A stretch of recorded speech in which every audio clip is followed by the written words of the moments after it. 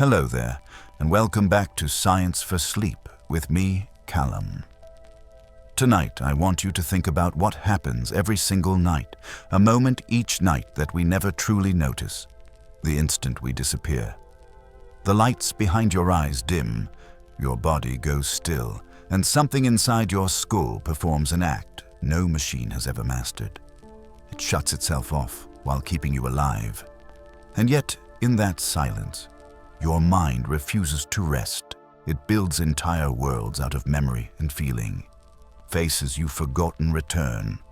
Voices you've never heard speak your name. It's as if the brain, left alone in the dark, can't help but tell stories to itself. Tonight, we'll explore what happens in those hidden hours. How the brain powers down consciousness, why it dreams at all, and what those private worlds might be trying to tell you. Before we begin, if these quiet science stories bring you even a little more peace at the end of the day, I'd be truly grateful if you'd help this small channel grow by subscribing. And if tonight's story stayed with you, please give it a like or share one of your favorite dreams below. I always love reading them. Now, with that said, let's settle in, take a deep breath, close our eyes to the present, and open them to the past. Back to a world where dreams were seen, not as curiosities of the brain, but as sacred messages from beyond. For most of human history, a dream was never just a dream. It was a message, a dispatch from gods, spirits, or ancestors, arriving in the dark hours when the boundary between worlds seemed to thin. In ancient Mesopotamia, long before the language of brainwaves or neurotransmitters existed, people treated dreams as part of the sacred record of life. Scribes inscribed them on small clay tablets in precise cuneiform script, each marking the dreamer's vision and what it was believed to foretell. If a king dreamed of rivers overflowing or a lion devouring prey, these images were understood not as private symbols, but as prophecies shaping the destiny of a city-state. Dreams could warn of impending war, disease, or famine. They were evidence of divine communication, sent from higher powers to guide human action. This belief gave rise to a class of interpreters who specialized in decoding these nightly communications. Their task was not speculation, it was governance, because the fate of armies and empires might hinge on a single dream's meaning. Egypt carried this reverence for the sleeping mind to even greater heights. Egyptian society treated dreams as structured encounters with divine forces, not as passive illusions.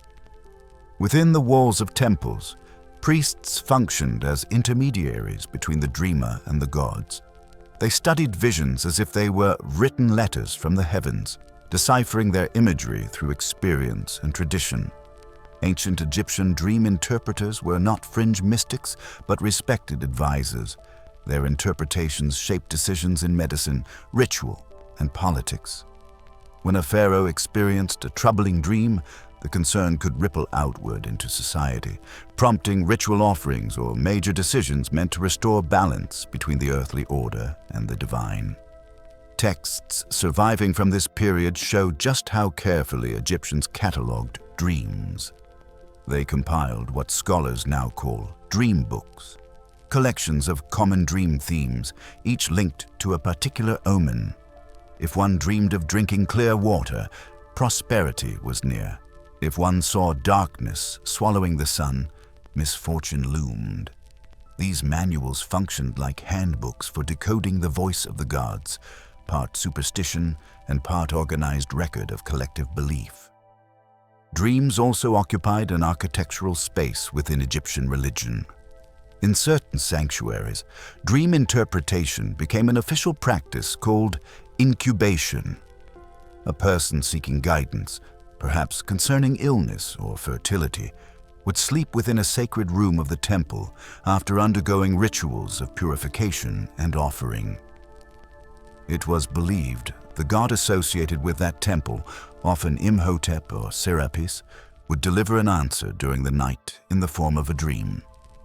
By sleeping in a sacred setting, the dreamer entered a negotiation with the divine, expecting revelation as reward for devotion. In the morning, priests recorded the vision, interpreted the symbols, and advised on the appropriate action. Through this ritualized exchange, dreaming turned into a formal channel of consultation between mortals and immortals. It illustrates how profoundly ancient civilizations fused sleep, religion, and governance, a trinity linking biological rest with moral and cosmic order. Yet beneath this elaborate practice lay a central tension. No one could verify the truth of a dream's message.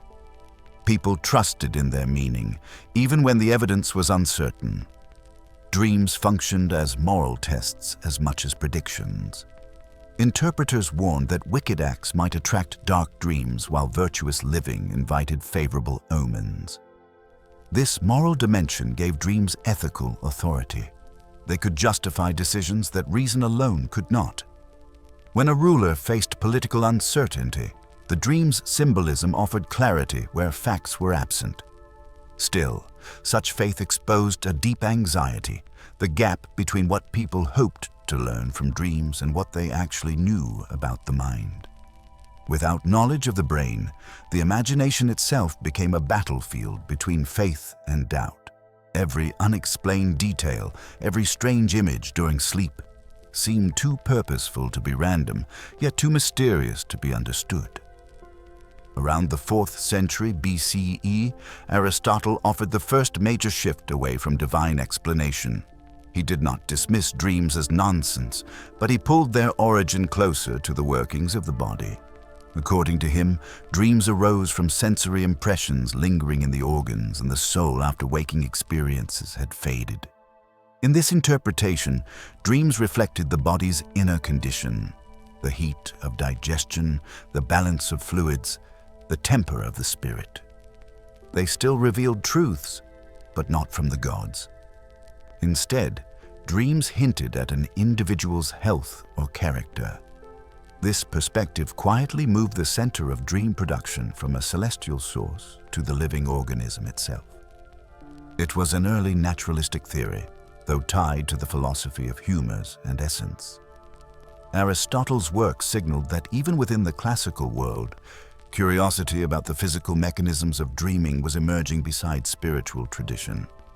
Still, the divine model endured for nearly 2,000 years after him.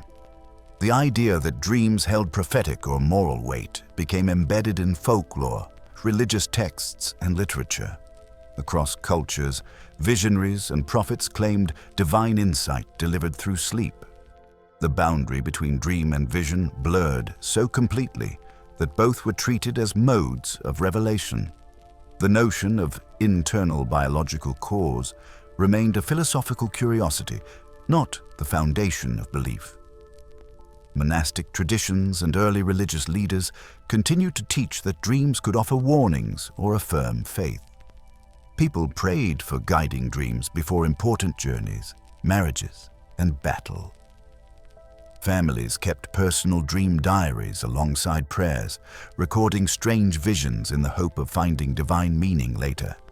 The conviction that sleeping thoughts existed for a purpose endured even when the methods of interpretation changed from hieroglyphs to medieval Latin. This long pre-scientific era shaped the collective assumption that dreams were important because they originated beyond the self. Whether they came from a pantheon of gods or the single voice of a creator, dreams seemed to connect ordinary individuals to transcendent knowledge. That perception gave dreams a moral status. Ignoring a dream's warning could be a spiritual failing. Misinterpreting it could bring disaster. Even as science and philosophy advanced, the cultural weight of these ideas persisted. The symbolic reading of dreams merged with mystical and religious traditions through the ages. By the Renaissance, interpreters still turned to classical dream manuals, reading meaning into natural events as surely as their Egyptian predecessors. The dream remained a vessel of metaphor, where every image stood for something larger than itself. The contrast between these ancient perspectives and later scientific explanations highlights a profound change in how humanity frames consciousness. The earlier worldview saw dreams as outbound messages from a higher order. The new view, which would only arrive after centuries, treated them as inward productions of a material brain. The difference seems simple, but it changes the entire question being asked. Instead of, "What are dreams telling us?" the question becomes, "Why does the brain dream at all?" Ancient Egypt's priests and Mesopotamia's scribes sought external meaning. Modern science seeks internal mechanism, yet both pursuits share the same impulse: the refusal to believe that dreams are meaningless. The pattern of searching for guidance within uncertain visions links the earliest temple rituals to the current laboratories measuring brain states during sleep. Even as philosophy shifted from gods to neurons, the ancient intuition that dreams convey messages survived in culture and language. Modern conversation still echoes that lineage when people describe a prophetic dream or seek meaning in recurring images. Popular fascination with dream symbolism, whether found in self-help books or online quizzes, mirrors the same desire once directed toward the gods of Babylon. The content may be simplified, but the instinct behind it remains central: to translate the strange grammar of the night into useful insight. Much of modern digital dream culture still resembles ancient dream manuals, cataloging themes such as falling, flying, or losing teeth, and attaching significance through shared interpretation. It is the older temple ritual rewritten for the internet age.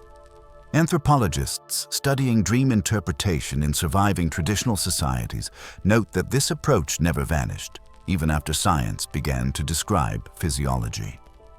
Many indigenous and shamanic cultures interpret dreams communally, emphasizing connection between the dreamer and the wider social or spiritual world. Their beliefs echo ancient systems of meaning, suggesting that dreams continue to anchor identity and moral structure even without theological instruction. The persistence of this interpretive behavior reveals an enduring need to find coherence in the subconscious, to weave personal emotion into a larger story. It is this narrative instinct, born long before written language, that made dreaming both a mystery and a necessity. The longevity of the belief in dreams as messages points to a deep truth about human cognition. When awareness dims, the mind still produces imagery so vivid and emotional that it feels independent. Without knowledge of neurons firing or sensory gating, the simplest explanation was agency. Someone or something is speaking. In that sense, divine dream theory was not naive. It was the best psychological model available for explaining spontaneous storytelling during unconsciousness. Dreams astonished ancient observers because they were the only mental phenomena experienced without deliberate control. They appeared as external visitations precisely because they were internally produced in a state of helplessness. People woke up awed or terrified, certain that another intelligence had visited them. For thousands of years, that conclusion felt self-evident. Yet these inherited assumptions formed the very foundation that later thinkers would challenge. When modern psychology emerged in the late 19th and early 20th centuries, it inherited both the fascination and the vocabulary of these older interpretations. The question remained the same: what do dreams mean? But the direction of inquiry shifted inward. The divine messengers of Mesopotamian tablets would soon transform into repressed desires and unconscious symbols. Instead of oracles, the interpreters would be doctors. Instead of temples, their spaces would be clinical offices. The continuity between those ancient priestly interpreters and the early depth psychologists lies in their shared ambition to speak the language of the dream, however mysterious, and to translate private visions into truth about human nature. Despite all the advances that would follow, the idea of dreams as messages never truly vanished. Even as physiological models replaced divine ones, people continue to feel that their dreams carried significance beyond random neural sparks. That feeling reflects more than superstition. It expresses the enduring sense that consciousness itself, in its nocturnal form, is trying to tell us something. The roots of that belief stretch back through millennia of kings consulting interpreters, priests keeping dream temples, and philosophers contemplating the fluid border between the body and the soul. The vocabulary may evolve, but the desire to interpret remains unchanged. It endures because dreaming captures something essential about being human: the need to find pattern, purpose, and story in the unseen. It's from this lineage that the next great shift would rise, the moment when psychological theory sought to understand dreams not as whispered omens from gods, but as coded signals from the hidden layers of the mind itself. That shift began with two thinkers who brought the mystery of dreaming into the clinic: Freud, Jung. For most of human history, a dream was never just a dream. It was a message, an arrival from somewhere beyond the ordinary limits of thought. Before neuroscience, before psychology, people lay down at night believing that sleep opened a channel to forces greater than themselves. The ancient world was filled with such certainty. When a ruler in Mesopotamia dreamt of rivers changing course or a lion crossing his path, scribes etched the vision into clay tablets. The dream was not personal, it was divine correspondence. Kings and generals waited for interpretations before making decisions, convinced that every image carried instruction or warning from the gods. In those early civilizations, dreams functioned as networks of communication between deities and humanity. The Mesopotamians treated them with bureaucratic precision. Entire collections of tablets cataloged symbols and outcomes, a proto-database of sleeping intelligence. A storm in a dream might signal victory in war. A collapsing wall might foretell political unrest. The absence of scientific understanding did not weaken their conviction. It strengthened it. The less they could explain, the more they trusted the unseen. These records of nocturnal experiences were used as strategic tools. Dreams could decide whether to plant or harvest, to march or make peace, to trust or suspect a neighboring state. To them, interpretation was not superstition, but administration. Egypt took this reverence further. Dreaming became both spiritual practice and civic duty. Temples dedicated to sleep stood as places where petitioners sought divine advice through incubation. The sleeper would rest in a sacred chamber after purifying rituals, waiting for the gods to speak in symbols. Interpreters trained in the reading of dreams served almost as clergy and healers combined. When a pharaoh reported a troubling dream, it could mobilize priests, scribes, and physicians to search for a meaning that would restore cosmic balance. Some dreams inspired new temples or reforms, others justified wars. The interpretations became state documents. Ancient dream books reveal how specific and procedural the system was. They contained long lists pairing images with predetermined meanings. A crocodile might announce danger from the Nile. A loaf of bread might mean abundance. The logic was consistent. Dreams were not personal hallucinations, but coded communications embedded in the structure of the world. To misread them was to misunderstand the universe. The interpreter's role carried immense responsibility because a wrong interpretation could alter royal policy. In this environment, sleep was not privacy. It was diplomacy with the invisible.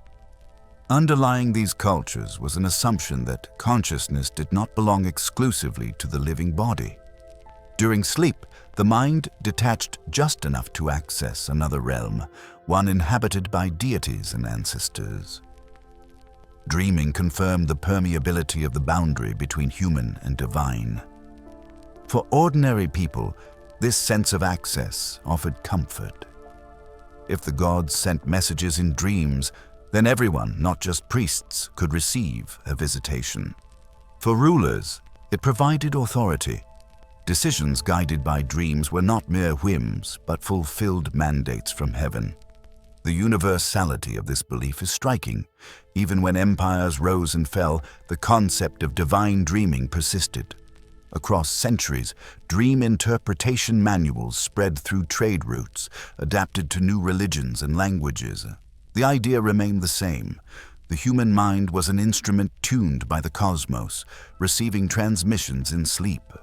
Whether a farmer or king, a person was never alone in their dreams. And yet, doubt quietly grew alongside faith. Philosophers of the Greek world began to suspect that not every dream came from the gods. Aristotle, writing in the 4th century BCE, proposed that dreams could arise from the body itself. To him, they were disturbances or continuations of waking perception, sensations rippling through the soul after the senses had shut down. A hungry person might dream of food. A fevered mind might see distortions born of imbalance. It was a radical step because it shifted the source of dreaming from divine messengers to internal causes. Still, Aristotle preserved the link between body and spirit. Dreams remained meaningful, only now as reflections of the sleeper's state rather than secrets from Olympus. That partial turn inward marked the beginning of a new kind of wonder. People wanted to know what the dream said about them, not only about their fate, but in practice, the divine frame still dominated. Society had little reason to abandon it. Divine messages brought order to uncertainty. Dreams justified hope after loss, strategy after failure, and purpose after chaos. The night's vision could hold moral lesson or cosmic approval. Without microscopes or neurology, believers had no tools to measure the brain. Therefore, meaning filled the gap left by mystery. This faith in the symbolic power of dreams shaped entire moral systems. In these pre-scientific centuries, the sleeping mind acted as a courtroom of the soul. A virtuous person should dream of purity and triumph. A guilty one would be haunted by omens. Dreams became mirrors of morality. Stories from temple walls and papyrus scrolls often described how an honest act brought peaceful symbols, while deceit invited nightmares. Such narratives reinforced social order. Obedience and piety were rewarded even in sleep. In that sense, dream interpretation was both theology and social control. What better way to guide behavior than through the messages believed to come from the gods themselves? Still, the uncertainty of the process was never far away. Ordinary people feared false dreams as much as they trusted true ones. The line between divine message and meaningless confusion was thin. Some traditions even divided dreams into categories, those sent by gods, those influenced by spirits, and those arising from daily worries. This classification tried to protect against error, but also revealed anxiety about misinterpretation. The dream world was powerful but unstable, and its authority could be misused by charlatans or exploited for political ends. Amid this tension, the dream interpreter's influence remained unrivaled. Their language blended ritual, observation, and imagination. They had to translate images without proof, crafting meaning out of subjective stories. When modern scientific researchers look back at those records, they see early attempts at pattern recognition, an analogy between symbol and consequence that approached empirical reasoning, yet without experimentation. Every recorded omen, right or wrong, added to a collective database that humanity treated as evidence. The drive to make sense of dreams was an early version of psychological analysis, but the context was theological, not neurological. This long history of sacred dreaming embedded the belief that sleep reveals truth unavailable to waking reason. Even after centuries of cultural change, that idea still echoes in language. People speak of significant dreams, of visions that mean something, of intuition that arrives overnight. We inherited this reflex from the Mesopotamian scribes and Egyptian priests who built meaning into every image.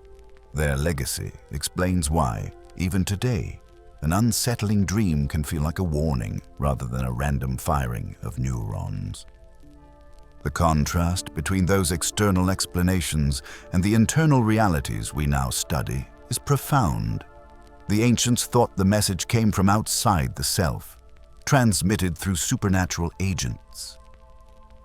Modern science finds the opposite.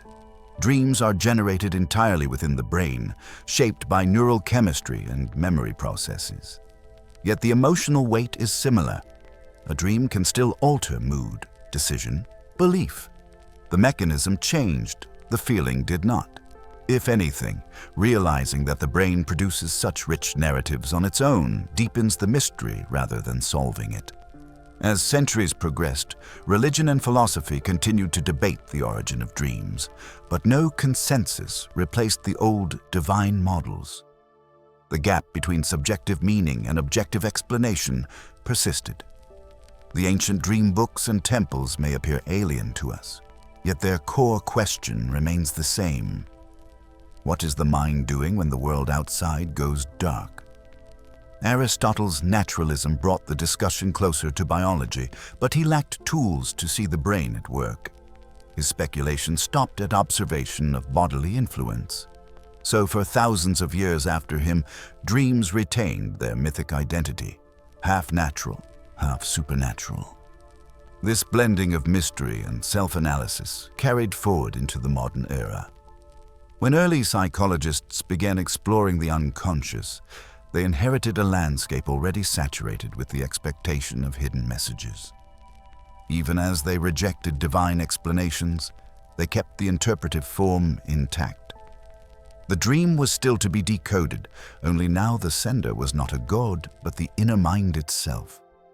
That shift kept the continuity between ancient priests tracing celestial will and new scientists charting desire or anxiety. Both sought meaning in private visions. By the dawn of the 20th century, that inheritance reached its boldest expression.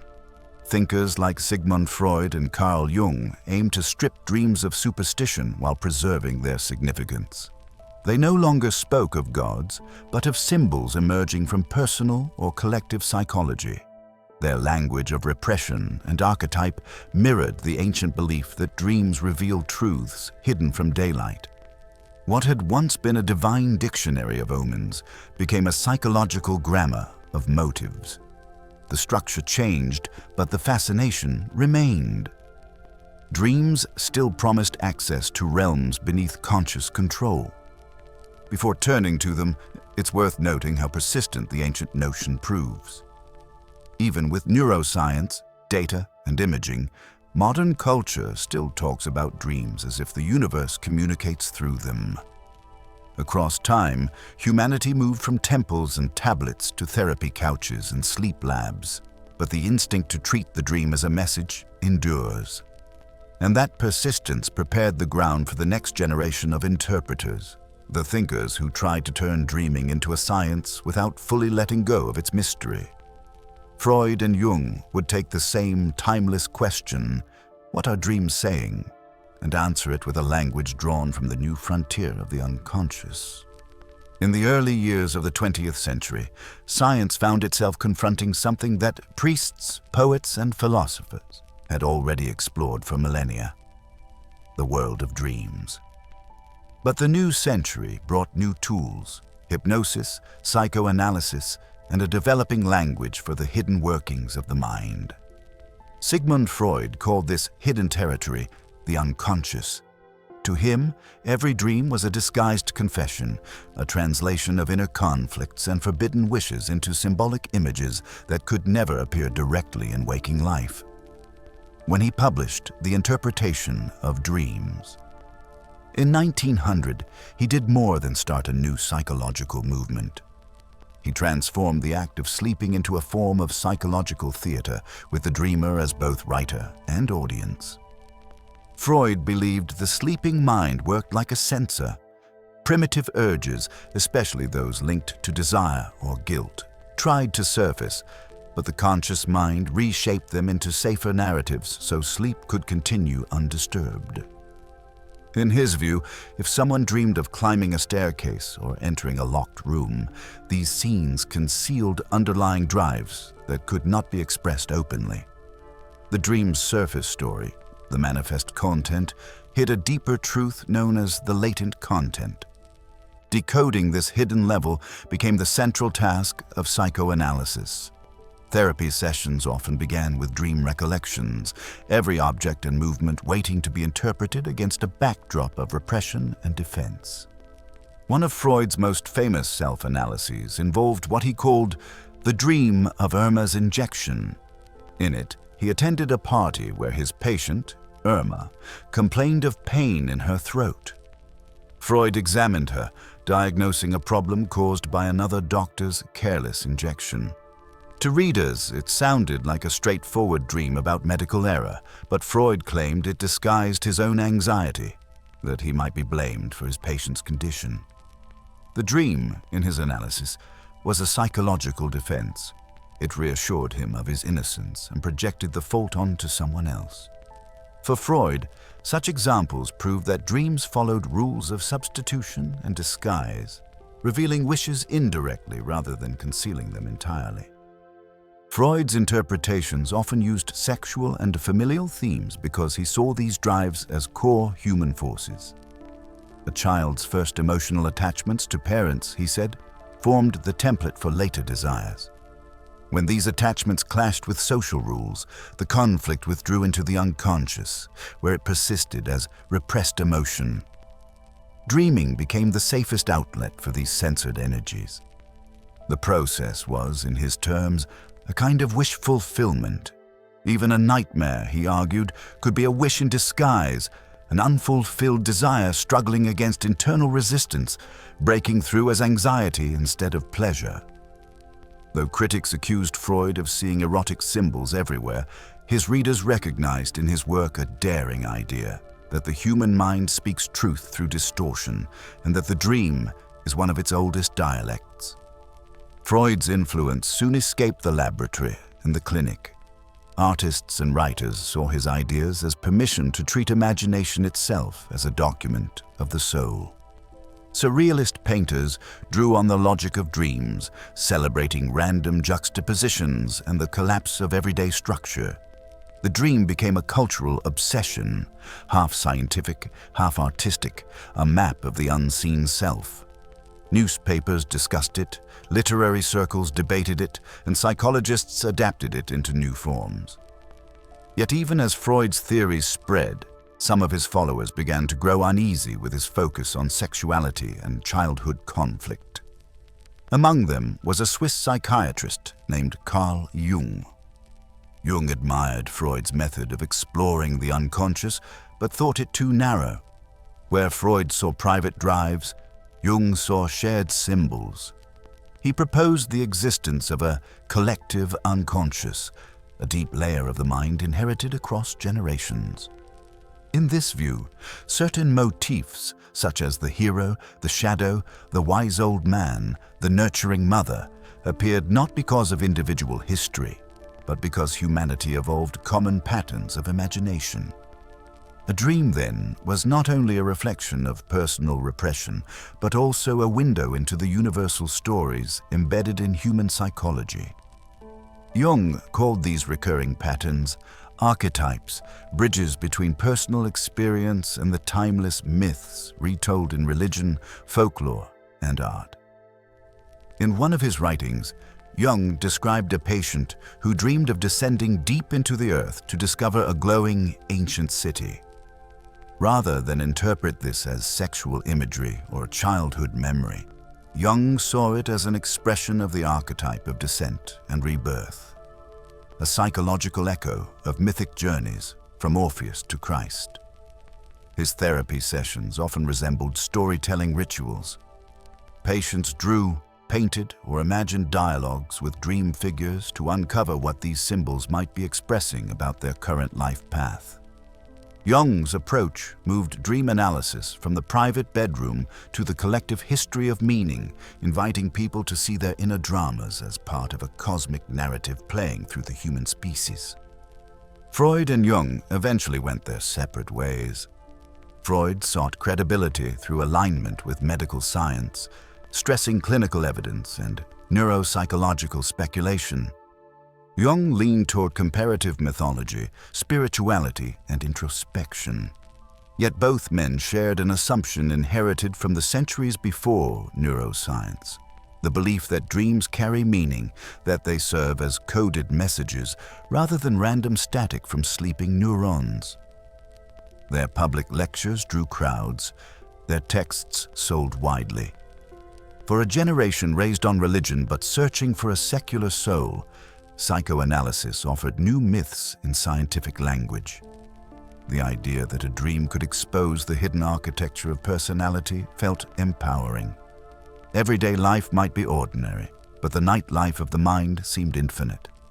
Still, uncertainty shadowed these theories. As the mid-20th century approached, psychologists demanded measurable evidence. Could you truly test whether a staircase symbolized ambition or sexual conquest? Could two analysts agree on the meaning of the same dream? Even Freud admitted that interpretation was part art, part intuition. Experiments on sleep deprivation, brain injury, and anesthesia hinted that consciousness and dreaming might have physical foundations quite apart from emotional symbolism. The growing field of behavioral psychology discouraged speculation about hidden motives, preferring measurable inputs and outputs. For a time, dream research nearly vanished from serious science, dismissed as too subjective to quantify. Yet people could not stop dreaming, and researchers could not stop wondering. Some experiments attempted to track eye movements and physiological changes during sleep, looking for physical correlates of dream stages. Electroencephalography, EEG, provided a new tool, capturing waves of electrical activity across the scalp. These crude tracings hinted at a mystery. The sleeping brain was not silent. Bursts of activity appeared when subjects reported vivid dreams. But it was still unclear what those spikes meant, or whether they could validate or refute the symbolic theories of Freud and Jung. The instruments were limited. The theory remained fluid. During this transitional period, Freud's ideas continued to influence literature and film. Directors treated dream sequences as explorations of hidden desire, often using psychoanalytic motifs to reveal a character's guilt or inattention. Jungian symbolism, by contrast, seeped into stories of heroes confronting inner shadows or undertaking quests of self-discovery. Even without strict adherence to the science, these frameworks offered audiences a sense of order in the chaos of imagination. Dreams, after all, felt meaningful because they were felt experiences. Emotional, narrative, sometimes profound. To treat them as pure noise seemed intuitively wrong to most people, a violation of something essential in consciousness. In academic circles, though, the tide was shifting. Neuroscientists began identifying regions responsible for emotion, memory, and perception, showing that complex experiences could arise from measurable brain processes. The unconscious no longer needed to be a mystical cavern. It could be viewed as a set of automatic systems running beneath awareness. Yet despite the mechanistic turn, even researchers skeptical of Freud retained his core insight that the mind often hides its motives from itself. Jung's broader concept of archetypes also found echoes in later evolutionary psychology, which described inherited behavioral templates shaping communication and creativity. The language changed, but the fascination with inner meaning remained. By the middle of the century, then, dream research stood at an intersection. On one side were the interpreters, convinced dreams served symbolic and healing functions. On the other were the empiricists, insisting that until someone could measure the dream, anything said about it belonged to philosophy, not science. What no one expected was that both sides would soon gain new ground from an unexpected discovery. For centuries, people had argued over whether dreams came from gods, spirits, or the unconscious. But one night in a university laboratory, a simple set of electrodes would show that the brain itself had been the dream maker all along. As the instrumentation improved, researchers Nathaniel Kleitman and his student Eugene Aserinsky prepared to monitor subjects through entire nights of sleep. They were charting respiration, brain waves, and eye movements, standard physiological data. Not looking for meaning, but for structure. Yet what they found would challenge every assumption about what sleep actually is. The lines on their recording paper would begin to quiver, tracing rapid, rhythmic bursts behind the eyelids of a sleeper who appeared outwardly still. The volunteer's brain had not rested at all. It had entered a hidden storm of activity. That discovery would soon be called rapid eye movement, or REM sleep, and it would force the scientific world to revisit the very concept of dreaming. If Freud and Jung had debated what dreams truly meant, the coming decades would ask a more fundamental question. Not what dreams say, but how they exist. Where earlier generations looked for symbolism, the next would look at circuits, neurotransmitters, and evolution. Yet even as sleep laboratories replaced couches and notebooks, the old fascination lingered. The language changed from myth and metaphor to waves and neurons, but the mystery endured. The same human impulse to decipher the hidden stories written each night inside the mind. In 1953, inside a small lab at the University of Chicago, a graduate student named Eugene Aserinsky attached electrodes to his son's sleeping face and watched the graph recorder trace unexpected bursts of electrical life. The pens jerked back and forth in rapid flurries. They weren't random electrical hiccups. Beneath the closed eyelids, the child's eyes were darting from side to side as if scanning invisible scenes. Aserinsky called in his advisor, Nathaniel Kleitman, and together they began verifying that these movements appeared in cycles through the night. At first, both suspected a mistake in the equipment. Then, when they woke the sleeper during those flickering intervals, the boy reported vivid dreams. That link, eye movement paired with intense dreaming, became the first visible clue that the brain did not simply power down during sleep. It was not drifting into silence. It was running a full internal performance. The setup of that early experiment was modest: a few EEG leads, a recorder that scratched lines of voltage on scrolls of paper, and a darkened room for the subject. Yet this simple rig exposed something no one had suspected. The new graph patterns looked distinct from the slow, rolling waves of ordinary slumber. Instead, there were bursts of desynchronized electrical activity resembling the brain's daytime rhythms. Muscles were slack, yet the eyes jittered, as if watching events unfold behind the eyelids. This was the paradox: the sleeping brain showing wake-like activity. For decades, scientists had described slumber as a passive, restorative suspension, little more than an energy-saving break. Now, the signature of wakefulness itself was flickering across the screen of a sleeping mind. When Aserinsky and Kleitman repeated the experiment on adults, they consistently found the same cycle: periods of stillness followed by a return of those erratic eye bursts roughly every 90 minutes through the night. Each time they woke subjects during that phase, reports of detailed emotional dreams surfaced. Wake them outside those periods, and the stories vanished or turned fragmentary. However carefully skeptics rechecked the measurements, the pattern held. These eyes were moving rapidly during a very particular state. The data hinted that sleep wasn't uniform. It contained hidden layers. To the scientific community of the 1950s, this was profoundly unsettling.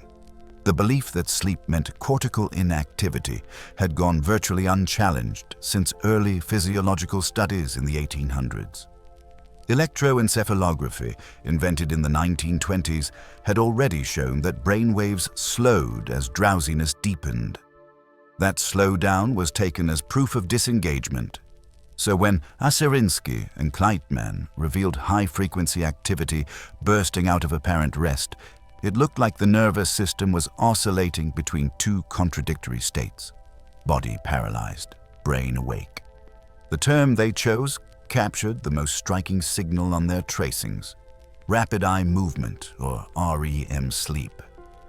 Within a few years, laboratories around the world were rerunning the experiment. One of them belonged to Jacques Jouvet, a French neurophysiologist who extended the search beyond humans. In cats, Jouvet identified a similar state featuring desynchronized brain waves, quick eye tremors, and loss of skeletal muscle tone. He surgically isolated parts of the brainstem to find which circuits controlled this transition, and soon demonstrated that when the relevant region was damaged, the cats would physically act out their dream behaviors: stalking, swatting, running in place. This peculiar phenomenon proved that muscle paralysis was not a global unconsciousness, but an active inhibition directed by the brainstem itself. Even though the body stayed motionless, the internal command centers for movement fired as if the animal were awake. Jouvet called this paradoxical sleep, a phrase that captured its essence: an outwardly passive body paired with an inward torrent of neural activity. His work closed the loop between behavior and biology. In humans, REM arrived in recurring cycles through the night. In animals, too, it recurred with similar periods and signatures. Sleep, it turned out, was not uniform across species or across hours. It was organized, rhythmic, and astonishingly dynamic. The electrical tracings that once looked chaotic began to form recognizable patterns. At the onset of ordinary sleep, large, slow waves rolled across the cortex, marking descending stages of reduced responsiveness. Then, just as the sleeper seemed deepest, the rhythm fractured. Thin, irregular lines replaced the broad waves. In this so-called paradoxical stage, heart rate quickened, breathing became shallow, and the brain synchronized into a new internal dialogue. When researchers asked subjects to recall their experiences from that state, they described complex narratives, colors, emotions, and movement. The physiological markers correlated closely with the reports. Dreaming was no longer a purely psychological construct. It had an electrical signature. This placed the older theories, from divine messages to subconscious symbolism, into a new frame. Dreams could now be studied without interpreting them. Where Freud had mined imagery for meaning and myth, Aserinsky's electrodes offered physical evidence that meaning itself emerged from activity patterns. The sleeping brain, deprived of external input, was generating self-made perceptions. The message wasn't descending from gods or hidden desires. It was rising out of spontaneous neural firing. Each REM interval was a surge of internal simulation. To visualize what these phases looked like on paper in that first lab, imagine a line that wanders slowly across the chart during light sleep, settling into predictable crests and valleys. Then, abruptly, the pen vibrates into tight, jittery squiggles. The amplitude shrinks, the speed increases, and the pattern starts to resemble the oscillations of an alert brain. To Kleitman, those lines meant the brain was staging activity on its own, sealed off from the environment yet alive with motion. Over time, researchers mapped how these periods repeat roughly every hour and a half, what would later be called the ultradian rhythm of sleep cycles. The revelation reframed dreams from symbolic messengers into neural processes. All evidence suggested that during REM, visual and emotional circuits reignited, sending the mind through hallucinatory sequences while rational oversight dimmed. That paradox, intense activation inside a paralyzed body, blurred the divide between sleep and wakefulness. The brain was demonstrating, in electrical form, that consciousness is not an on-off switch, but a spectrum of organized states. Those states can overlap. Data soon revealed how massive this internal activity could be. The metabolic rate of the brain during REM nearly matched waking levels. Blood flow surged to visual regions, and nerve cells fired in spontaneous bursts. Yet voluntary muscles remained flaccid. The body's protective mechanism, that temporary paralysis, turned out to be vital. Without it, movement commands from the dreaming brain could translate into real motion. Jouvet's cats made that danger visible when they ran through phantom hunts on the lab table, their brains navigating imaginary space while their bodies obeyed. These findings unsettled earlier ideas about what sleep was for. If rest and recovery were the goal, why was the brain working harder than ever? When radio-style interviews with early sleep scientists appeared in newspapers, readers were startled by the suggestion that most dreaming occurred during high arousal rather than deep stillness. The data implied the mind spends much of the night generating intense experience, only to forget it upon waking. That contradiction made dream research both scientifically baffling and philosophically irresistible. As more laboratories joined in, variations appeared. Infants spent far greater portions of their sleep in REM, sometimes more than half the total. Animals capable of complex learning, mammals and birds, also exhibited robust REM cycles. Reptiles showed far less. The pattern hinted at a developmental or cognitive link, as if REM were connected to brain growth and memory consolidation. The study of sleep was no longer peripheral. It merged neurophysiology, psychology, and evolution into one intertwined field. In Aserinsky's original notes, every REM burst was logged by hand. Over the years, that pattern became a universal language of sleep study, a code that could be read across devices and species. When plotted beside heart rate and breathing, those REM clusters formed peaks within larger cycles. They showed that through the night, sleep architecture alternates between restorative depth and neural rehearsal. This wavering between quiet, slow-wave stages and vivid REM established the idea of sleep as an active process, an orchestration rather than a shutdown. For the public, the discovery offered a bridge between old and new views of dreaming. Scientific journals described it as finding a physiological home for the night's visions. Dreams no longer floated in metaphysical space. They resided in measurable patterns of the brain. What remained open was why those patterns exist. But one thing grew clear. Each flicker of the eye beneath a lid was like a tiny admission of consciousness, a brief sign that the dreaming mind was running a simulation of itself. By the late 1950s, sleep research had become a distinct discipline, and the term REM sleep entered common scientific vocabulary.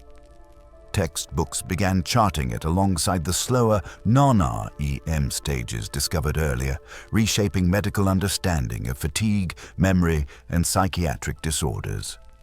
Even when disagreements arose about the function of dreams, nobody could deny their biological reality anymore. Electrodes had brought night imagery into the laboratory. The mysterious world inside the sleeper's head could produce hard data on graph paper. The paradox that startled Aserinsky still defines the study of sleep. Every 90 minutes, as we lie apparently unconscious, the brain restarts its internal films: visual bursts, emotional intensification, logical suspension, while the body remains safely still. The sleeper may wander through narrative worlds, yet on the oscilloscope, it's only alternating current in neural circuits. Still, those currents tell a story every bit as compelling as the myths they replaced. The human brain, even at rest, refuses to go silent. That initial trace of twitching eyelids marked the beginning of modern dream science. It revealed not only that the mind's activity continues in darkness, but that its rhythms follow precise patterns orchestrated by physiology.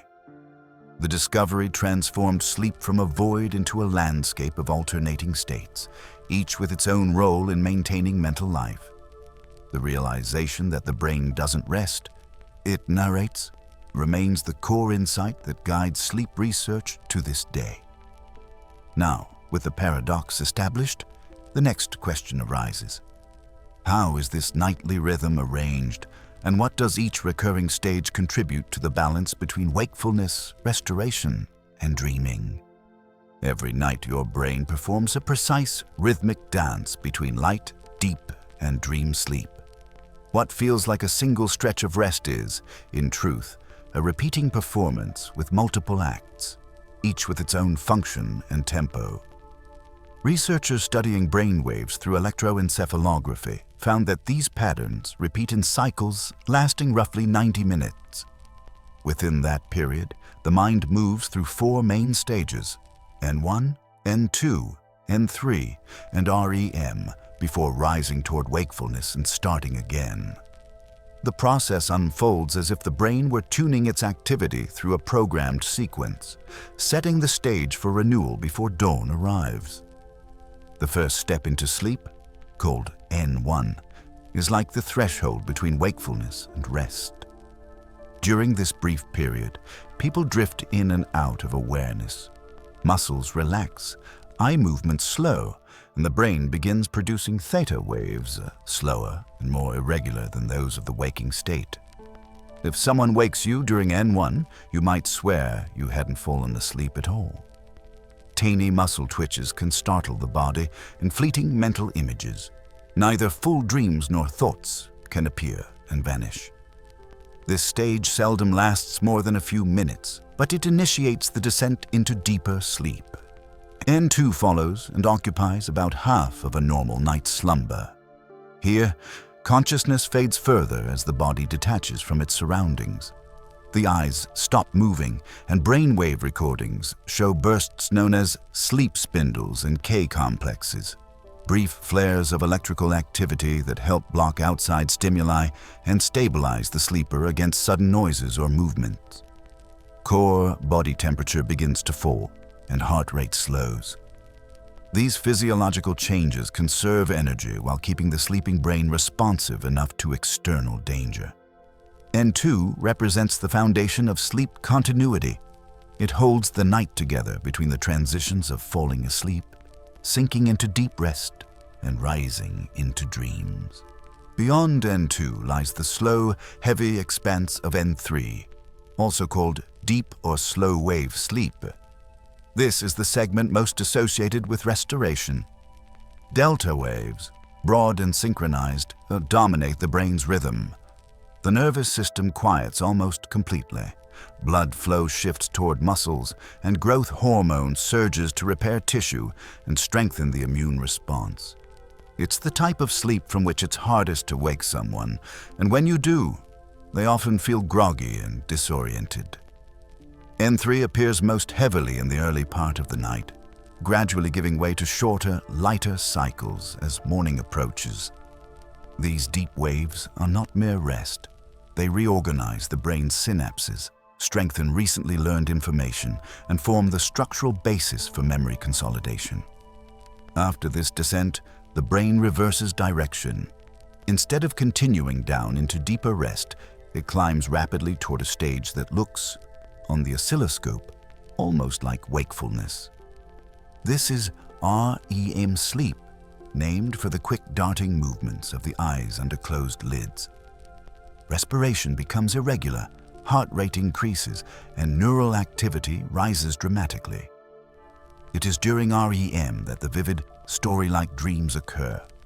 What differentiates it from the waking state is the near-total paralysis of the body, a safety measure triggered by the brainstem so the sleeper doesn't physically act out their dreams. This paralysis, known as REM atonia, isolates the mind's activity inside its imagined world. Across a typical night, these stages repeat 4 to 6 times. The first cycle might contain only a short REM phase, perhaps 5 minutes long, while the final cycle before waking can feature 40 minutes or more of dream activity. The pattern resembles a gradually changing wave. The early part of the night is rich in slow wave sleep, while the later hours are dominated by REM. This shifting balance plays a crucial role in how sleep maintains both the body and the mind. Deep sleep in the first half repairs and replenishes physical systems, while the later REM heavy portion refines emotional balance and memory integration. Because of this sequencing, timing matters as much as total duration. Someone sleeping 8 hours in 2 separate chunks experiences a different distribution of deep versus REM sleep than someone who rests through a continuous night. Shortening the sleep window tends to shave off the final cycles, cutting into the REM-rich phase that occurs near morning. That's why waking up early after going to bed late often leads to mood instability or memory lapses, even if total sleep seems sufficient. The architecture of sleep depends on the smooth passage through these stages. Interruptions reset the sequence and erode the restorative effects. The transitions between stages are not random. They follow cues from internal clocks that align with daily patterns of light and temperature. As evening approaches and melatonin levels rise, the core body temperature begins to fall, a signal that helps the brain prepare for N1 and N2. During the deep, slow-wave stages, temperature drops further and remains low. Toward morning, body temperature gradually climbs again, cortisol begins to rise, and REM stages lengthen in response. This temperature rhythm stabilizes the timing of sleep cycles, entwining the physiology of rest with the larger circadian system that governs alertness through the day. Hormonal and metabolic changes occur in parallel. Growth hormone, crucial for tissue repair, pulses primarily during N3. Meanwhile, insulin sensitivity and appetite-regulating hormones adjust according to swallowing patterns of sleep and waking. The late-night REM periods align with increased brain metabolism and heightened neuroplasticity, especially in areas linked to emotion and learning. Disruptions to this balance, such as staying up too late under bright light or consuming caffeine in the evening, can shift or fragment these internal rhythms, weakening the natural sync between the body's peripheral systems and the central pacemaker in the brain. Stress amplifies the likelihood of such fragmentation. High cortisol delays sleep onset and suppresses deep, slow-wave activity. Even if you remain in bed, the cycles become shallow, shortening the periods of full restoration. Similarly, exposure to artificial light before bedtime suppresses melatonin, confusing the brain into believing it's still day.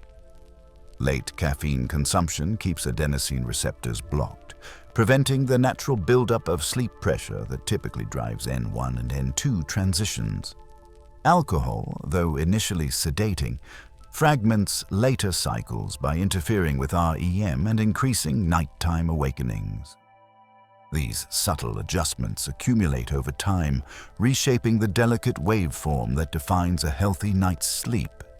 Because each phase supports different neural processes, missing or compressing one can leave specific cognitive footprints.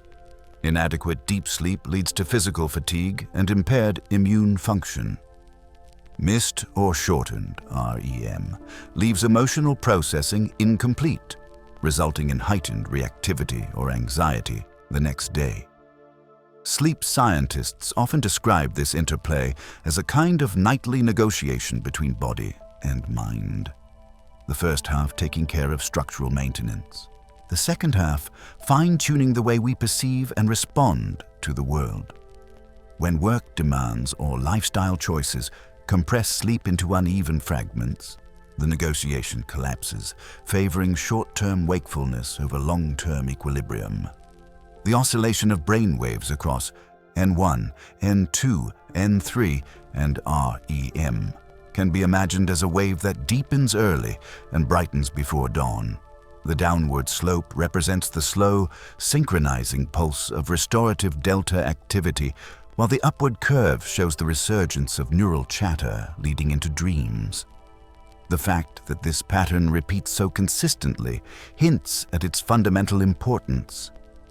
Unlike waking consciousness, which continually organizes itself around external goals, the sleeping brain rebalances internal networks through repetition. It is less a switch that flips and more a pendulum that swings rhythmically, fine-tuning the mechanisms of memory, emotion, and physiology. Monitoring these cycles reveals how adaptable the human brain can be. Jet lag, shift work, and late-night screen use distort the circadian cues that schedule them, but the cycle itself remains hardwired. After extended sleep deprivation, the body tends to rebound by increasing the proportion of deep sleep first, demonstrating an intrinsic hierarchy of need. Only after several nights do normal REM distributions return. This adaptive rebalancing shows the priority of physical repair over emotional integration when sleep debt accumulates. Yet it also explains why prolonged deprivation leads to mood disturbance long before the body begins to fail. The missing REM phases leave the emotional circuits without their nightly recalibration. While the structure of sleep feels automatic, it responds to consistency. Going to bed and waking at regular times reinforces the cycle's phases, allowing the circadian and homeostatic systems to align. Irregular schedules blur these patterns, leading to lighter sleep and truncated cycles. Researchers examining habitual night owls often find delayed release of melatonin, meaning their REM stages drift toward daylight hours. This lag can persist even on free days, emphasizing that the rhythm of sleep architecture depends less on external clocks than on steady internal habits. Beyond physiology, the architecture of sleep can also explain the timing of dreams. Since REM dominates the later part of the night, most remembered dreams arise near morning when consciousness begins to stir. The overlap between REM's intense brain activity and partial awakenings creates ideal conditions for transferring fragments of dream memory into waking recall. Deep N3 dreams, while less elaborate, contribute emotional tone and bodily sensations that sometimes mix into later REM narratives. The entire night becomes a composition where the brain alternates between structural maintenance and imaginative rehearsal. An unbroken flow that connects physical, emotional, and cognitive functions. The smooth rotation through these stages serves a deeper goal, maintaining equilibrium between order and renewal. N1 and N2 ease the transition, N3 restores the frame, and REM reintroduces complexity. Together, they form a circuit that alternates silence and color, calm and chaos, stillness and motion. When the sequencing runs properly, the result is waking clarity. When it's disrupted, confusion and fatigue linger through the day. Sleep is not absence, but orchestration, a symphony conducted by time, chemistry, and the brain's need to rebuild its instruments before the next performance. Now move beneath this rhythm to see how consciousness itself temporarily switches off and on. Falling asleep is not fading out. It's a controlled shutdown of awareness. The brain doesn't simply switch off. It closes gates, reroutes signals, and reassigns duties in a precise order. As wakefulness drifts away, the first officer taking control is the thalamus, a hub sitting deep inside the brain that usually acts like a relay station for every sight, sound, and physical sensation we experience. When sleep begins, this relay changes its pattern. Instead of allowing constant traffic from the outside world, it starts blocking most of it. Researchers call this thalamic gating. External noise, movement, or the brush of sheets is still sensed by receptors in the body, but the thalamus stops forwarding much of that information to the cortex. It's the mind's version of lowering stage lights before a performance, signaling that the focus is shifting inward. In this first descent, awareness enters a border zone. You might still notice faint sounds or light in the room, but the grip on them weakens with each breath. The thalamus alternates between bursts of activity and sudden quiet, suppressing unnecessary input while letting occasional fragments leak through. That's why a faint noise can still wake someone, yet continuous background sounds are easily ignored. The gating isn't perfect, but it's selective, prioritizing survival without sacrificing rest. Once this filter holds steady, brain rhythms slow into a more coordinated pattern. These are the early N1 and N2 stages, precursors to the deeper state that follows. Then comes what scientists call slow-wave sleep, N3. Here, brain cells no longer fire in random chatter. Instead, vast networks of neurons begin moving in synchrony, producing immense, slow electrical waves known as delta oscillations. Each wave is like a tide washing over the cortex, pulsing several times per second, carrying metabolic waste out through fluid channels and giving the brain's support cells the time and resources they need for cleanup and repair. This isn't symbolic or poetic restoration. These are literal housekeeping tasks, carried out every night. As these waves roll, energy use drops, body temperature falls, and the heart rate settles into an economical rhythm. While much of the body rests, a different kind of labor begins. These synchronized waves help consolidate certain memories by controlling how information from the day is replayed and stored. Short-term experiences collected in the hippocampus, the brain's temporary notebook, are gradually converted into more stable networks within the cortex. It's a slow transfer process, fragmented but effective. During this time, consciousness is minimal. The experiences of slow-wave sleep rarely survive into recall because the brain's recording apparatus, especially regions responsible for narrative continuity, are largely offline. The person lying in bed is alive, breathing steadily, but the sense of self is diluted almost completely. Meanwhile, another shift occurs higher up, within the prefrontal cortex, the region that handles judgment, scheduling, and moral reasoning.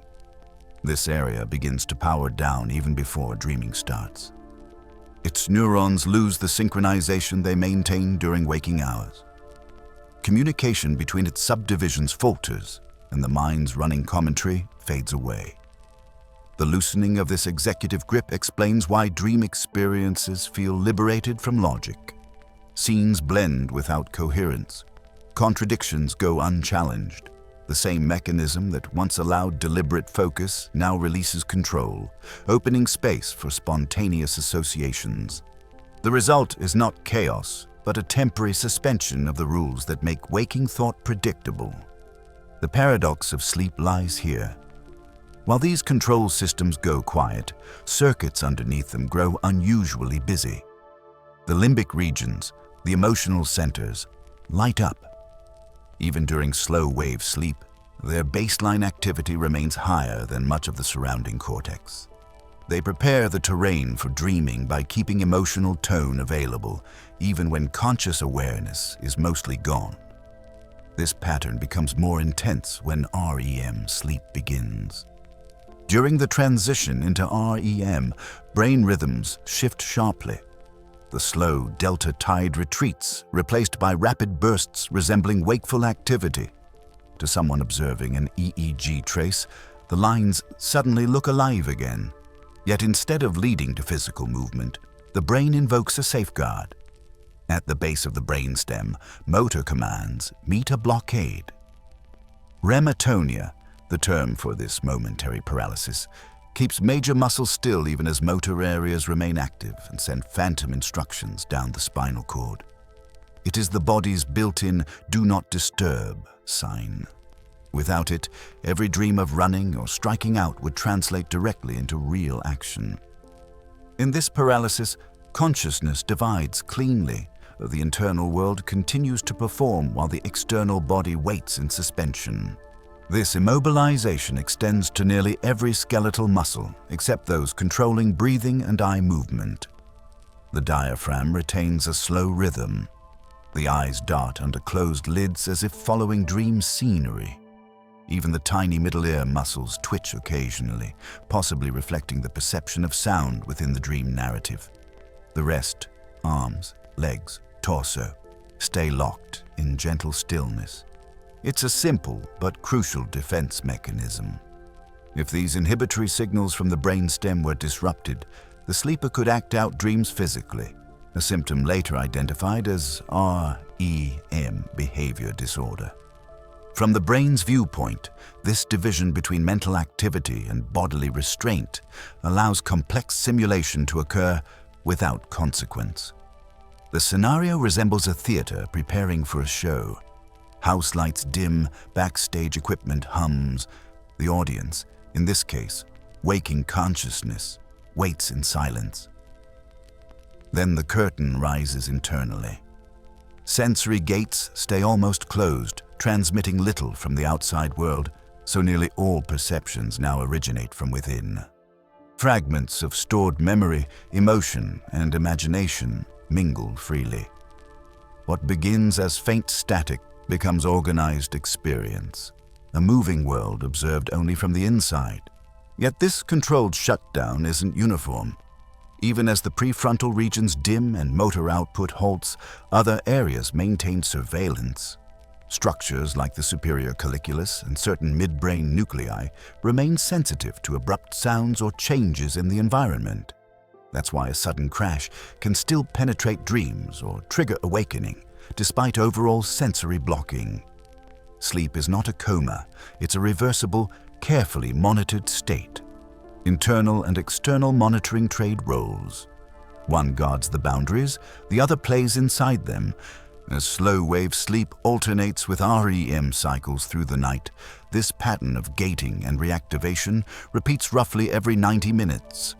Each cycle begins with the thalamus clamping down on input, waves slowing into synchronization, and energy being conserved. Then, as the cycle progresses, those restraints loosen selectively, inviting bursts of internal motion. At the end of each REM period, a brief micro-arousal may occur, a fleeting return of responsiveness before the next descent. This oscillation is the brain's way of balancing safety and imagination, maintaining awareness just enough to awaken if necessary, while keeping consciousness folded inward for recovery. One of the most striking aspects of this musical sequence is how precise its coordinations must be. If the thalamic gates fail to close properly, full rest becomes impossible. Sensory disturbances keep the cortex alert. If the brainstem forgets to impose atonia, the results can be dangerous. Every second of sleep, thousands of neurons orchestrate a delicate compromise between vigilance and surrender. Even removal of a single chemical signal, such as the inhibition mediated by certain neurotransmitters, can collapse this equilibrium. The system functions like a city repurposing its grid each night, deciding which districts go dark and which remain powered for maintenance. As minds drift deeper, individual awareness disassembles. Thoughts no longer string together through cause and effect. Instead, they fragment into images and references, ready to recombine later in dreams. People often describe this threshold as a gap, a missing time between wakefulness and dream. But within the brain, that gap is full of structure, pulses of synchronized waves, chemical exchanges, and suspended control. Consciousness doesn't disappear, it redistributes. Some circuits maintain internal narratives, others remain poised to restart wake behavior, and still others handle restorative chores invisible to perception. This reframing helps explain why sleepwalking, talking, or twitching can occur. These are slips between layers of control.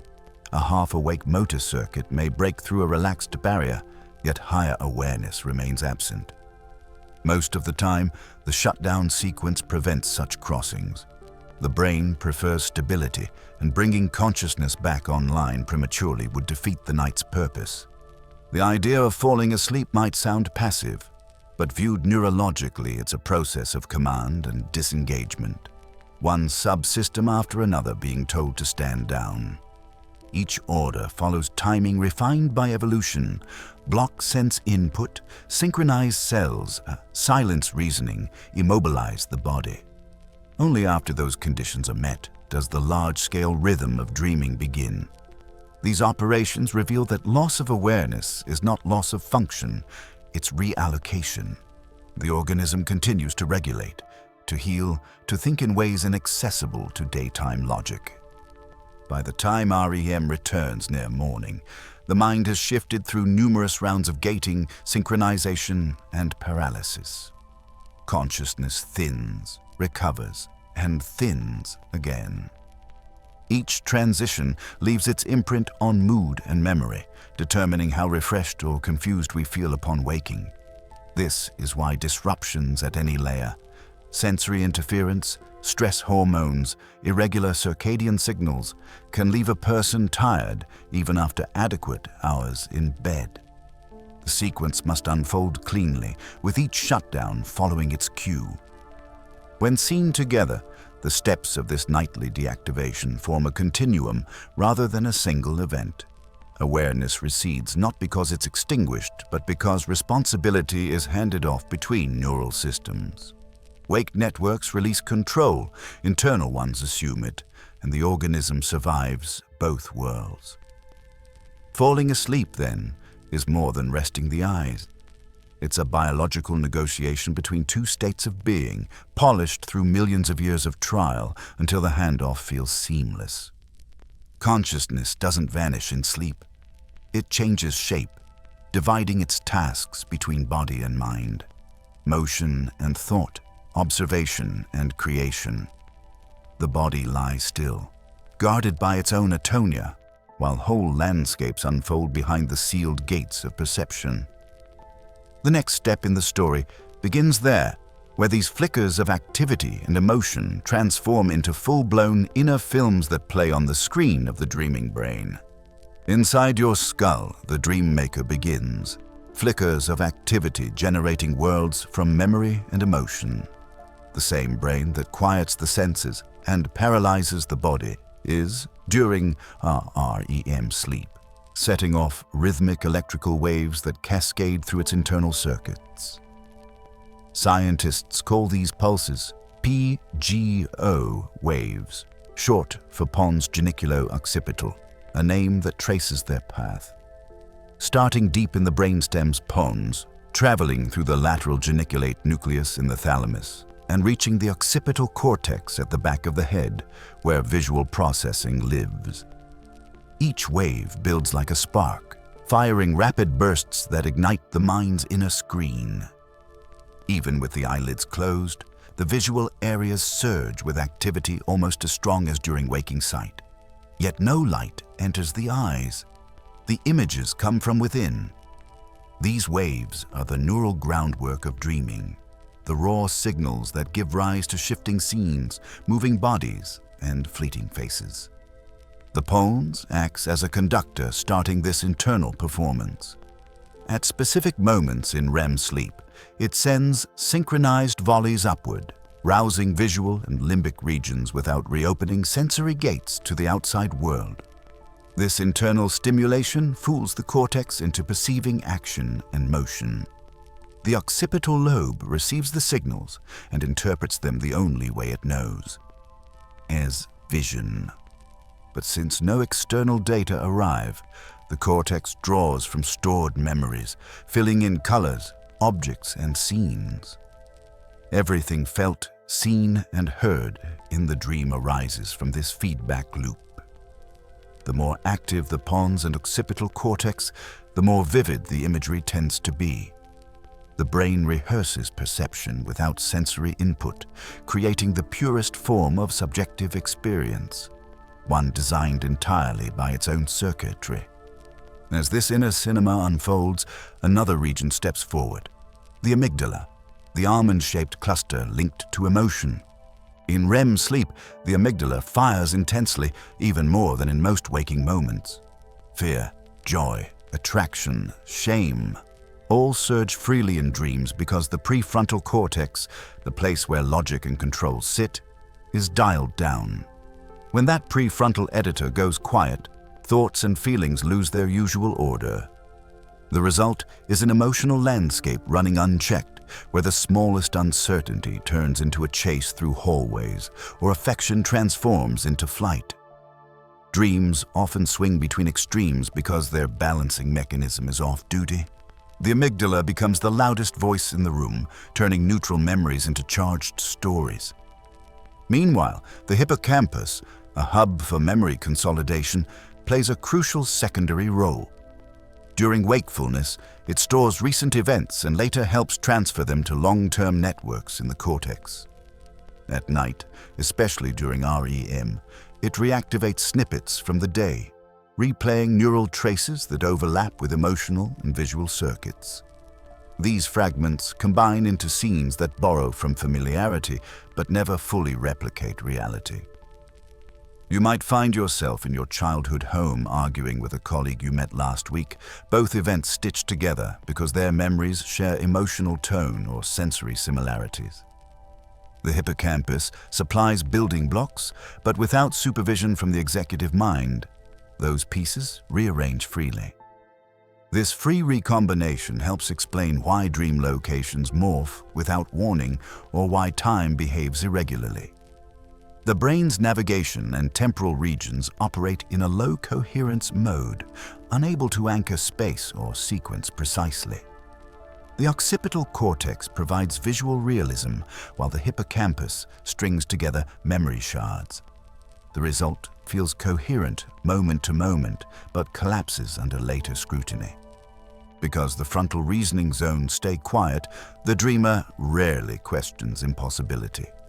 A train may glide through a forest, a long-dead relative might speak effortlessly, and the scene seems natural. The brain's storytelling impulse keeps continuity just strong enough to maintain engagement, yet too weak for rational testing. Another striking feature of these nocturnal films is their emotional intensity paired with instability. A calm setting can erupt into panic or elation within seconds.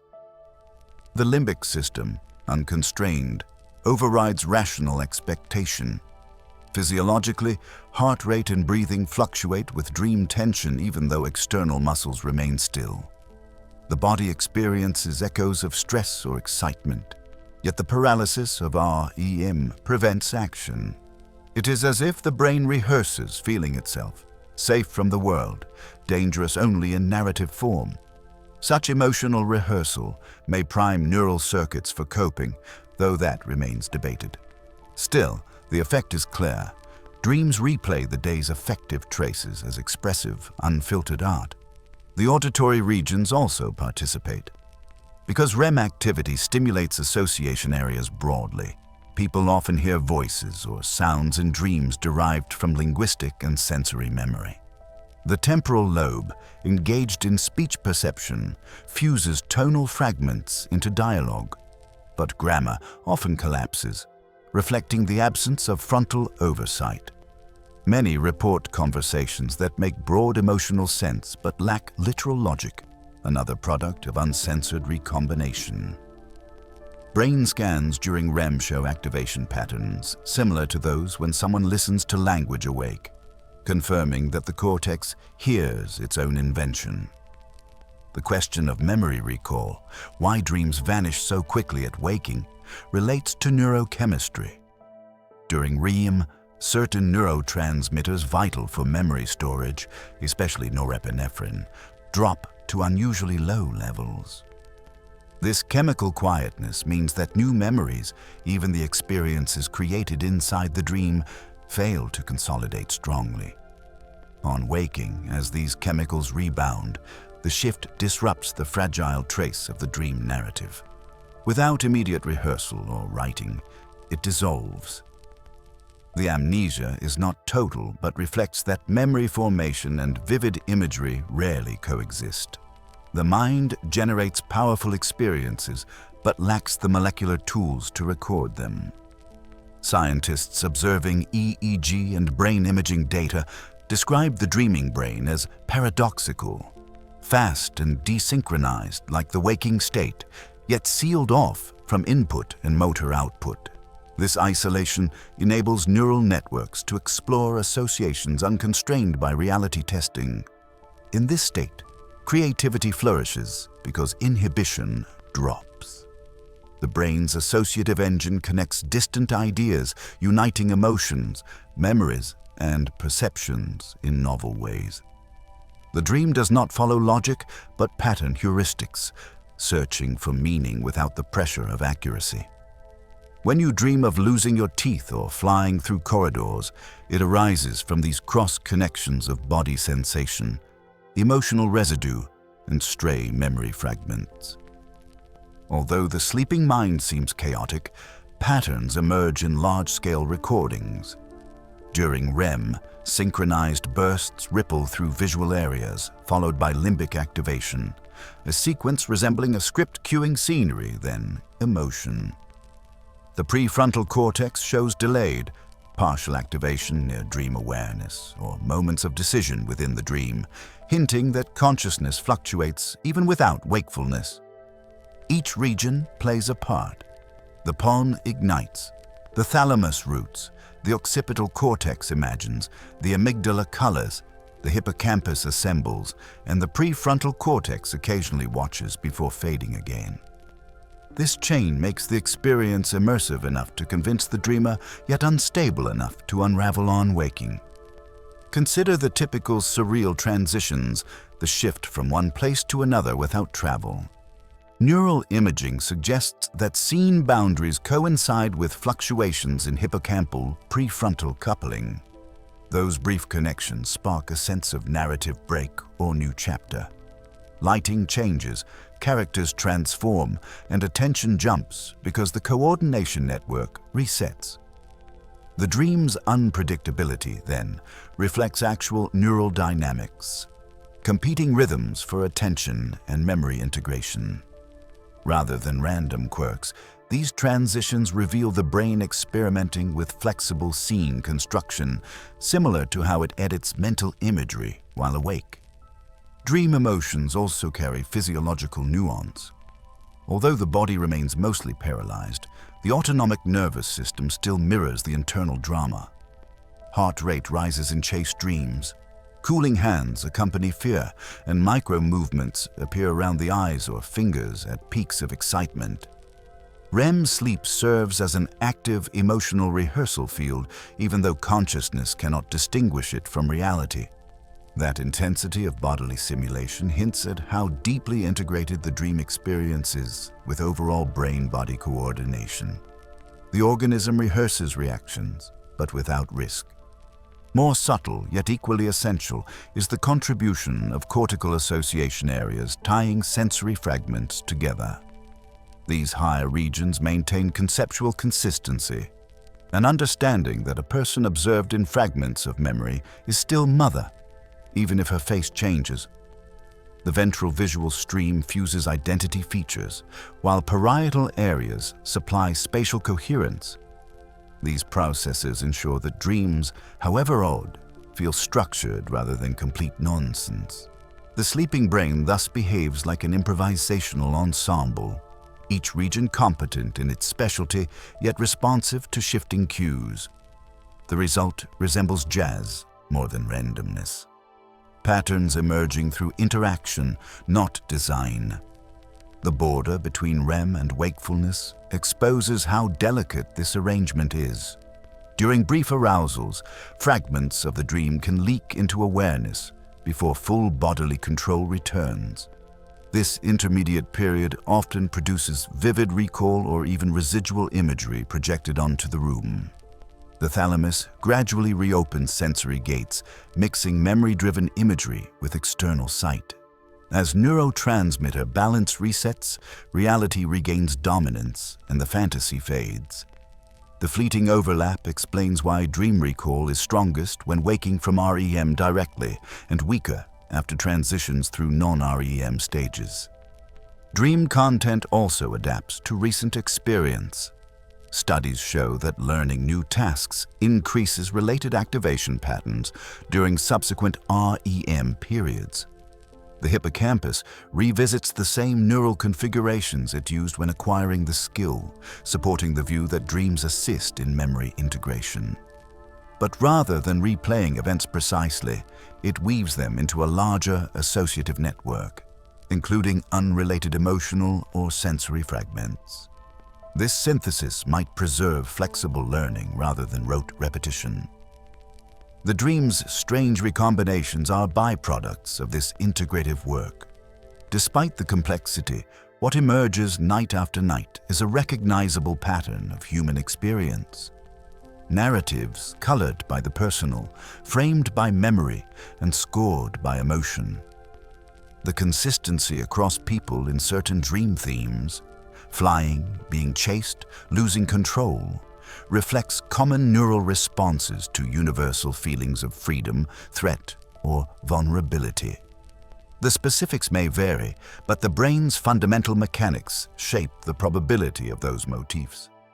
Emotional charge combines with active imagery and reduced logical monitoring, producing stories that mirror deep psychological needs. If one compresses these findings into the language of function, dreams appear not as mistakes of sleep, but as structured improvisations. The brain, resting the body, engages its circuits in spontaneous simulation, exploring perception and feeling without consequence. Every component of the dream engine contributes. The pons ignites waves that mimic sight, the amygdala floods emotion, the hippocampus injects memory, and the cortical networks assemble coherence. Out of this neural interplay arises the vivid theater we call dreaming. Neither random noise nor deliberate narrative, but a self-organizing rehearsal of consciousness. The curtain does not fall there, though. With the mechanism now unfolding in view, another question pushes forward: the purpose. If dreams are such intricate constructions, what are they for? Why does the brain expend energy generating them night after night, across species and ages alike? The next step is to look beyond how the dream forms, toward why the mind insists on telling itself these nightly stories at all. If dreams are brain stories, what purpose do they serve, and why can they inspire new ideas? For decades, scientists have traded one answer for another, each theory explaining a different piece of the puzzle. Some researchers see dreams as the brain's overnight editing bay, refining what we learned while awake.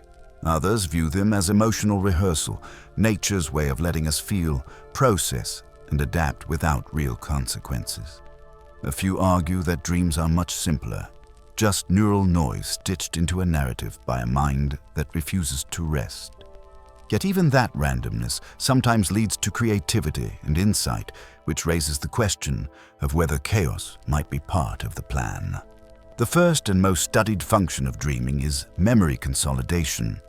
During the day, experiences flood the hippocampus, a temporary storage hub. At night, particularly during REM sleep, fragments of this information replay and gradually migrate into long-term storage areas of the cortex. Lab work has shown that neurons in sleeping rats fire in the same patterns they displayed while running mazes hours earlier.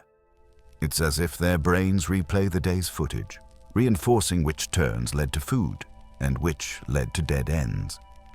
Human studies point the same way.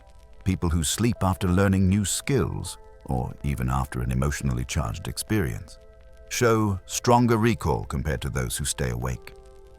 Dreams often blend recent details with older memories, a sign that the mind isn't simply archiving data.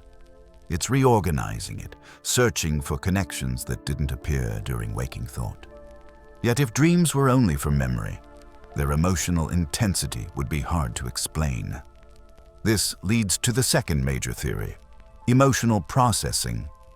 REM sleep provides a peculiar state, high brain activity, vivid virtual reality, but a silenced stress response. The stress hormone, noradrenaline, drops to its lowest levels of the day, so whatever emotions rise in dreams unfold in a chemically calm environment. Some scientists call this therapy without adrenaline. We can revisit difficult feelings, rehearse loss, fear, or desire without triggering the same bodily panic that would accompany them awake. This helps memories lose their emotional sting. A breakup scene replayed in REM becomes less raw over time, and a frightening event grows easier to recall without the rush of terror. In this view, dreaming gives the brain a nightly opportunity to integrate emotional memory, untangling the intensity from the information. Still, not everyone agrees that dreams serve deliberate healing or learning purposes. The activation synthesis model challenges these ideas entirely. In this perspective, dreams arise when the brainstem sends bursts of random activity activity into higher brain regions during REM. Those signals ignite sensory and emotional circuits, and the cortex, craving structure, weaves them into temporary stories. The meaning comes after the fact, an attempt by our waking mind to interpret noise. It's like seeing shapes in clouds. Patterns are there because the imagination insists on finding them. Yet, even this supposedly mechanical process may have value. By forcing the brain to constantly integrate erratic information, it exercises its narrative and creative networks, maintaining flexibility in how we build stories from chaos. A related theory, the threat simulation hypothesis, sees REM dreams as evolutionary training grounds. In this view, our ancestors benefited from running danger drills in their sleep. The amygdala, active in both fear and REM, creates scenarios where we must flee, hide, or fight without physical risk. Over generations, this mental rehearsal could sharpen instinctive responses to predators or social conflict. Today, our nightmares may still serve this primal purpose, though the threats are often modern. Missed exams, collapsing elevators, public humiliation. They're safe arenas to practice failure and recovery. Patterns of recurring threatening dreams often fade as similar real-world challenges are faced successfully, suggesting that dream exposure helps resolve stress responses. A remarkable overlap between the emotional and learning theories comes from observing how REM sleep handles challenging but useful experiences. After emotionally charged events, REM duration often lengthens, and the dreams that follow reflect the theme of the day, though stripped of their harshest edges. A soldier under combat stress might dream of storms or collapsing buildings rather than direct battle. The imagery changes, but the emotional core persists. When people are deprived of REM, anxiety tends to rise, and emotional memory becomes harder to regulate. This link between REM quality and next-day mood underscores how dreaming acts as the brain's reset button, removing leftover bias from the day's feelings. Creativity researchers view dreams as a third act in this nightly cycle, the generation of novelty. Because normal logic pathways relax and associative regions connect freely, strange combinations appear, combinations that sometimes turn useful. One famous example is the composer Paul McCartney, who reported waking with the melody that became Yesterday, already formed in his mind. Another is the chemist Auguste Kekulé, who visualized the circular structure of benzene after dreaming of a snake biting its own tail. These moments of insight aren't coincidences. They reveal how sleep melds unrelated fragments until something new emerges. Complex problems sometimes resolve only after a night of dreaming, when the brain, unbound by rational filters, tests out obscure but effective links. Modern imaging studies show that during REM sleep, associative areas in the cortex light up while the logical prefrontal cortex stays muted. This pattern fosters loose connection-making, perfect conditions for unusual ideas. Artists, scientists, and writers have long kept notebooks by their beds for this reason, catching the half-lucid thoughts between sleeping and waking. Creativity sparked by dreams differs from deliberate brainstorming. It bypasses conscious evaluation and delivers complete impressions. Since REM cycles grow longer toward morning, those moments of content-free drift before full awakening often hold the most integrative dream material. Yet dreaming may not be about any single goal at all. The brain could be multitasking, archiving new memories, smoothing emotions, rehearsing threats, and generating creative synthesis simultaneously. These functions may even require one another. Memory consolidation draws on emotional cues to rank importance. Emotional regulation needs memory networks to contextualize feelings. Creativity thrives on recombining both. Instead of competing, the theories might describe different aspects of a broader process, maintaining a flexible mind. Just as waking consciousness organizes the outer world, dreaming might maintain the inner one, recalibrating systems that keep cognition and emotion intertwined rather than fragmented. Testing these ideas experimentally is difficult because dream content resists direct measurement. Still, correlations are emerging. Volunteers taught new motor tasks show improved coordination after REM-heavy nights. People exposed to stressors demonstrate lower next-day reactivity if their subsequent dreams replayed similar themes. Imaging confirms that post-REM waking often coincides with better synaptic efficiency across memory-related networks. These findings suggest that dreaming, far from idle fantasy, supports adaptability, the ability to confront changing emotional and cognitive demands. Alternative interpretations persist. Some neuroscientists argue that dreaming is an epiphenomenon, a side effect of brain maintenance with no separate function. From this perspective, the biochemical environment that allows memory consolidation and synaptic pruning also happens to create the subjective experience of dreaming, but that experience itself adds nothing essential. The debate hinges on defining function. Even if dreams are byproducts, their consistent features, imagery, emotion, narrative coherence, hint at evolutionary benefits beyond accident. A purely random system would likely yield static or disjointed mental noise, not structured stories consistently tied to personal relevance. Dream content often supports the idea of combinational processing. Fragmented scenes merge familiar faces with novel contexts, reflecting the underlying neural mechanics. When emotional salience meets narrative assembly, the result feels meaningful, whether or not an external purpose exists. That sense of meaning may itself be adaptive. During wakefulness, the ability to find coherence guides behavior and motivation. Dreams allow safe rehearsal of that coherence-seeking impulse in a world without stakes, keeping the system tuned to detect order amid randomness. The therapeutic aspect of dream function extends beyond ordinary stress reduction. Sleep studies with trauma survivors show that recurrent dream replays gradually shift tone from vivid reenactments toward metaphorical or symbolic forms as recovery progresses. This transformation parallels reduced physiological alarm responses. The nighttime rewriting of the memory trace converts overwhelming episodes into integrated narratives.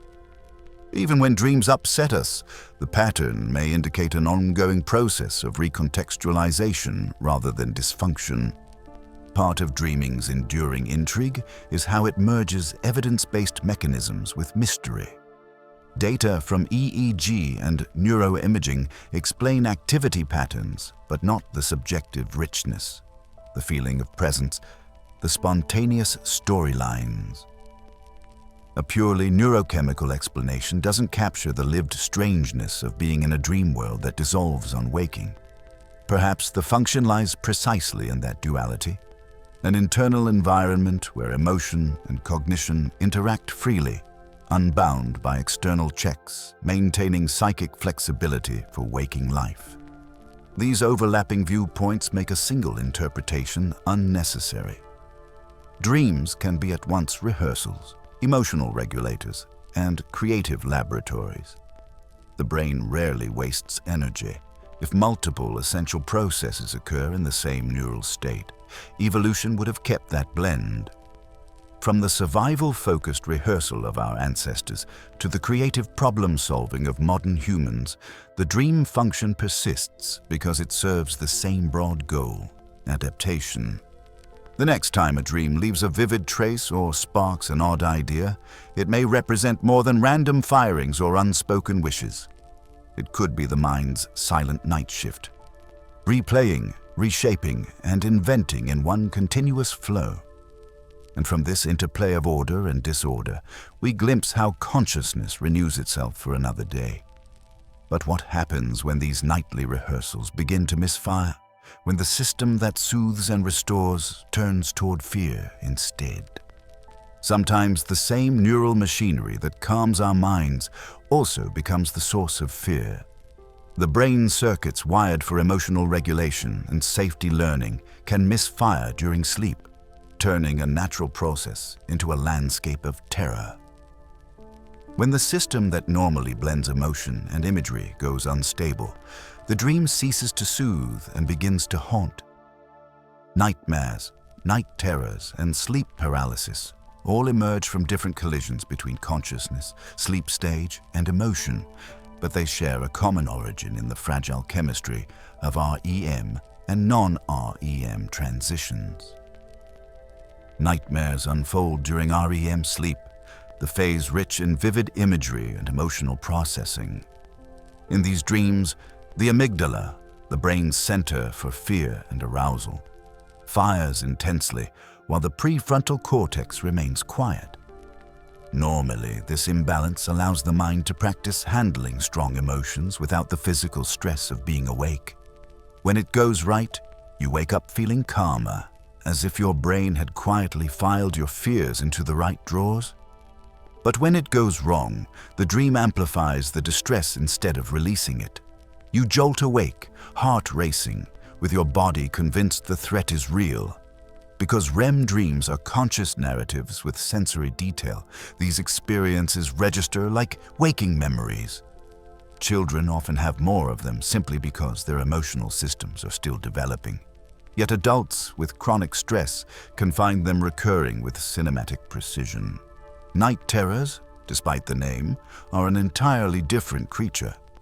They arise not in the colorful theater of REM, but deep in slow-wave sleep, stage N3, when the brain produces large, synchronized delta waves and consciousness is almost absent.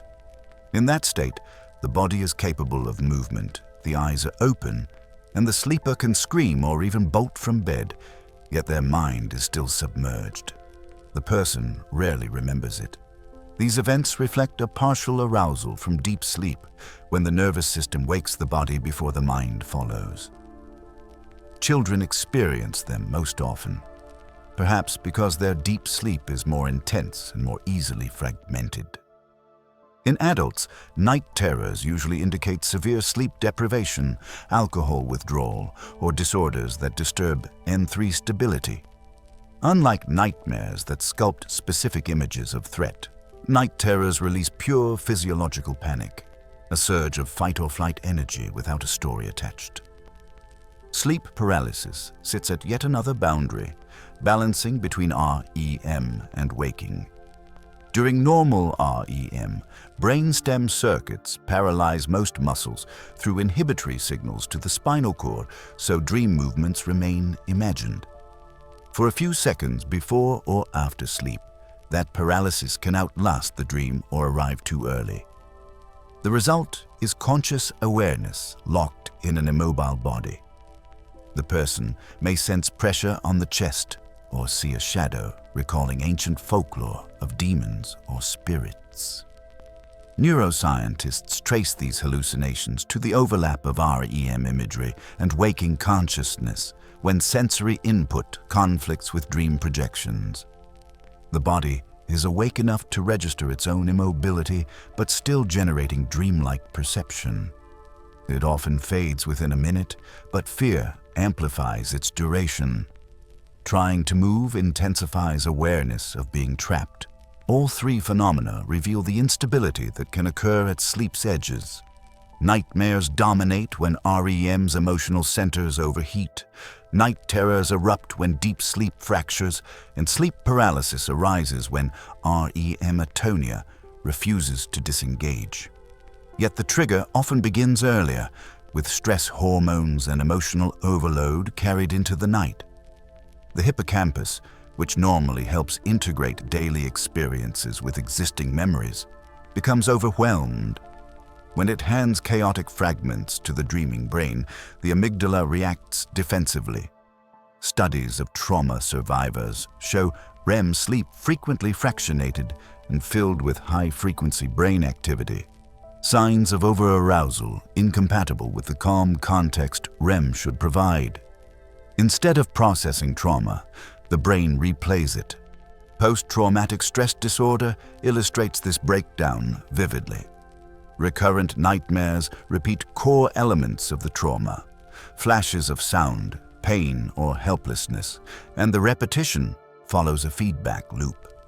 Each awakening from a nightmare reinforces the emotional memory through a mechanism called reconsolidation, strengthening rather than extinguishing fear networks.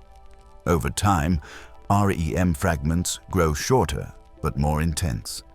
Some nights, the brain barely enters deep REM before stress hormones spike and terminate it, leading to chronic exhaustion and heightened vigilance during the day. Psychologists describe a vicious cycle. Hyperarousal impairs sleep. Poor sleep amplifies emotional reactivity. Increased reactivity deepens nightmares. Inside this loop, the amygdala often stays hyperconnected, while the medial prefrontal cortex, the brain's regulatory moderator, fails to dampen its signals. Neuroimaging of PTSD patients during REM shows greater limbic activity with reduced frontal control, exactly the pattern that drives emotional flooding. This neural imbalance also explains why antidepressants that modify norepinephrine and serotonin may reduce nightmare intensity by altering REM tone, though they can blunt dreaming overall. The problem is not dreaming itself, but a failure of REM's usual emotional repair function. Restorative dreaming requires a delicate ratio of limbic activation and frontal quiet.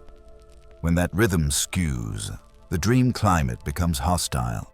Treating chronic nightmares once relied on medication, but modern sleep therapy has taken a more behavioral turn.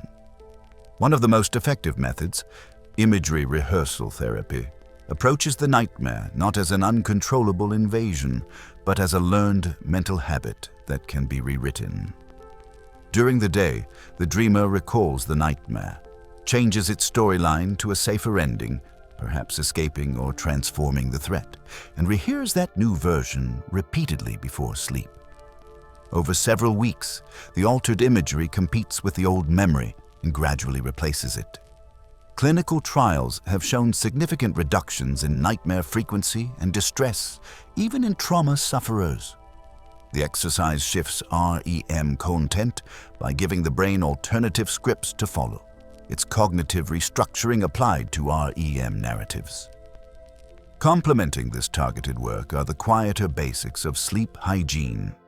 Consistent timing, limiting late caffeine, avoiding alcohol near bedtime, dimming lights, and reserving the bed for rest all help stabilize the transitions between sleep stages. Regularity trains the circadian system, reducing the micro-arousals that can trigger terrors or paralysis. People prone to nightmares often underestimate how much irregular sleep schedules and overstimulation before bed amplify dream anxiety. A calm pre-sleep period, slow breathing, cooling the room, reducing blue light allows REM to unfold smoothly rather than erupt. When REM cycles regain their typical length late in the night, the emotional tone of dreams improves and fear circuits settle. Personal control also plays a psychological role. Fearful expectancy can prolong sleep paralysis. Calm awareness that the episode is temporary shortens it. Parents who gently guide children through night terrors without waking them fully prevent reinforcement of panic. Trauma therapy that restores a sense of safety during the day reduces nocturnal distress because the sleeping brain mirrors daytime emotion. In that sense, how we manage our stress when awake shapes the stories told by the unconscious. Sleep and emotion share the same chemical orchestra. Neurotransmitters like acetylcholine, norepinephrine, and serotonin tuning both mood and dream tone. Understanding these dark experiences changes how we view sleep itself. We often think of nightmares as errors, but they also reveal that the brain remains deeply engaged with meaning, even in terror. The same mechanisms that replay trauma could, under calmer conditions, integrate normal fear memories into resilience. It's the order of processing, when and how emotion is revisited, that decides whether a dream heals or harms. Even in PTSD, faint traces of adaptive processing appear. Dreams gradually morph, adding neutral scenes, muting sensory detail until the memory loses its sting. This slow mutation shows the sleeping mind still attempting repair, despite disturbance. Historical cultures described nightmares as intrusions by spirits sitting on the chest, a symbolism surprisingly close to modern physiology. For centuries, nightmare literally referred to a pressure demon, an image arising naturally from the suffocating sensations of sleep paralysis. Science has not erased the fear, but translated it into anatomy and timing. Misaligned muscle tone and REM imagery give the same sensations myth once personified. Knowing the mechanism doesn't remove the fear in the moment, but it replaces helplessness with understanding. Most people who learn about the REM wake boundary report less panic during later episodes. Knowledge becomes its own form of protection. There is also evidence that nightmares, while distressing, keep emotional systems flexible.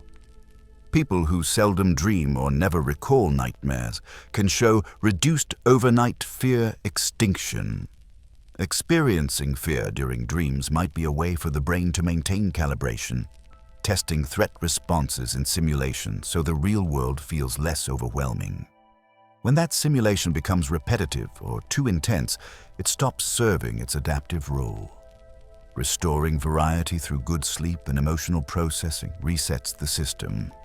Rather than being purely pathological, nightmares may represent the high-voltage end of a normal learning curve. The physiology links back to heart rate and breathing.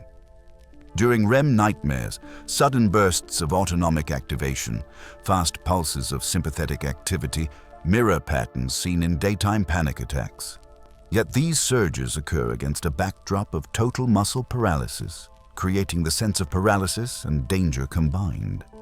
Night terrors, by contrast, show massive motor activation with irregular breathing and an immediate autonomic spike, consistent with a body awakened without a mind. Each event highlights different interactions between the brainstem, limbic system, and cortex. The patterns help clinicians distinguish disorders and guide treatment, whether the problem lies in overactive emotion, mistimed arousal, or faulty inhibition. As researchers probe these boundaries, they find that even pathological dreams serve as maps of emotion. A nightmare that repeats a trauma indicates the brain stuck on re-experiencing mode. One that distorts the event toward mastery marks progress toward integration. In therapy, tracking these changes can show healing where waking conversation cannot. Because dreams lack the everyday defenses of rationality, they expose emotional truth directly. The therapist's goal is not to decode symbols, but to see whether emotional tone is softening. Ultimately, the hostile side of dreaming is not a separate phenomenon, but an exaggeration of normal emotional rehearsal. The same circuits that allow safe practice of fear can overflow, understanding that continuity removes some of the stigma. Sleep laboratories now use polysomnography to monitor REM behavior, hormone fluctuations, and eyelid twitches, identifying early warning signs for stress-related disorders. Education itself becomes prevention. Teaching people what nightmares are reduces their frequency. It restores confidence in nighttime safety and breaks the feedback cycle of fear preventing sleep. The division between restoration and terror, between rest and alarm, is strikingly thin. The dream may begin as an attempt to soothe, but if emotion overwhelms, repair turns to distress. Yet even the darkest dream leaves evidence of purpose. It proves the mind still tries to resolve what consciousness cannot. That fusion of biology and emotion shows the depth of the connection between sleep and feeling. Only creatures that care deeply experience nightmares at all, and in that sense, fear in dreams testifies to a living, learning brain. When those circuits calm and the threat fades, a different form of awareness can emerge during REM, the mind realizing it dreams while the body sleeps. That strange clarity hints at another stage of the spectrum where fear gives way to curiosity. From the nightmare's end, we move to a state where consciousness flickers back to life inside the dream itself. Lucid dreaming. What if, in the middle of a dream, something clicks? You look around, realize this isn't waking life, and yet you remain completely calm. The scene might bend or shift, but you know you're asleep. That is where lucid dreaming begins. A moment when awareness itself wakes up inside the dream world. It's rare, but not mystical. It happens during REM sleep, that same stage of rapid eye movements and vivid imagery. Instead of the prefrontal cortex, the region for decision-making and self-reflection, staying quiet like in normal dreams, it flickers back to life. Some circuits of awareness turn on, while others remain in the dreaming mode. The result is a hybrid state of consciousness that researchers call lucid REM. Lucid dreamers often describe this moment as both clear and fragile. The realization alone can be enough to break the dream, kicking them into wakefulness. But when it stabilizes, dreamers can move, speak, and interact with that internal world. They're still paralyzed in bed. The body remains under the control of REM atonia, but their inner experience becomes deliberate. This odd state first caught scientific interest not from philosophy, but from a question: could consciousness really operate after the body has shut down? By the late 20th century, several research labs set out to test whether people who claimed lucidity could actually prove they were aware within dreams. What emerged were some of the simplest yet most ingenious experiments in sleep research. Because muscles are frozen in REM, dreamers can't move their hands or mouths, but their eyes remain mobile beneath closed lids. So scientists asked participants to send signals from inside the dream using pre-agreed eye movement patterns. Left, right, for instance, whenever they realized they were lucid. Electrodes recorded those motions in real time. That twitching rhythm, visible on the polysomnograph, confirmed that subjects were still asleep, yet communicating from within a dream. It was a kind of Morse code across the boundary of consciousness. Later studies even asked lucid dreamers to count seconds, perform simple mental arithmetic, or squeeze an imagined hand. The time they estimated inside the dream matched waking time closely, suggesting their internal clock was still anchored to the real brain's pacing. This evidence grounded lucid dreaming firmly in science, showing it wasn't fantasy or hypnosis. However, entering the state reliably remains tricky. Spontaneous lucid dreaming often occurs in people with higher baseline awareness of their internal states. Those who frequently recall dreams, meditate, or train attention during the day. For everyone else, researchers developed a set of techniques that aim to increase the odds of noticing the dream while it's happening. Among the best studied are reality checks, where you build a daily habit of asking whether you're awake or asleep. It can be as simple as reading text twice or trying to push your finger through your palm. Because details often distort in dreams, these tiny tests can trigger lucidity once carried into the dream world. Another approach is the mnemonic induction of lucid dreams, or MILD, developed by psychologist Stephen LaBerge. Before sleeping, you repeat an intention, something like, "Next time I'm dreaming, I will remember I'm dreaming." That mental script primes prospective memory, the ability to recall future goals, making lucidity more likely during REM cycles later in the night. The wake-back-to-bed method combines this with timing. You wake up after about 5 hours of sleep, stay awake briefly while focusing on that intention, and then return to bed. Because REM periods lengthen toward morning, this timing puts you straight into the rich dreaming phases when awareness can most easily return. Sleep lab replications have verified that these strategies significantly raise lucid dream frequency in experienced practitioners. For many, the fascination isn't just noticing the dream, but learning to navigate it. Within a lucid dream, sensory detail can feel stronger than imagination in waking life.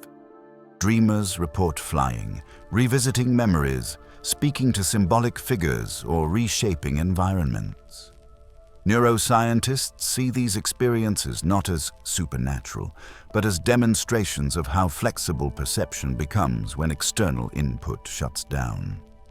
The visual cortex is still active. It's simply taking commands from intention rather than the eyes. Because emotion circuits also stay engaged, experiences often carry an intense feeling of significance. Some use that vividness therapeutically. Lucid dreaming offers one of the few ways to intervene directly in nightmares. When someone realizes mid-dream that the threat isn't real, the fear response can ease, and the brain completes a previously stuck pattern of emotional processing. Studies with PTSD patients show that even partial lucidity, just enough awareness to change the script, can reduce nightmare frequency over time. Others use lucid dreaming for creativity or skill rehearsal.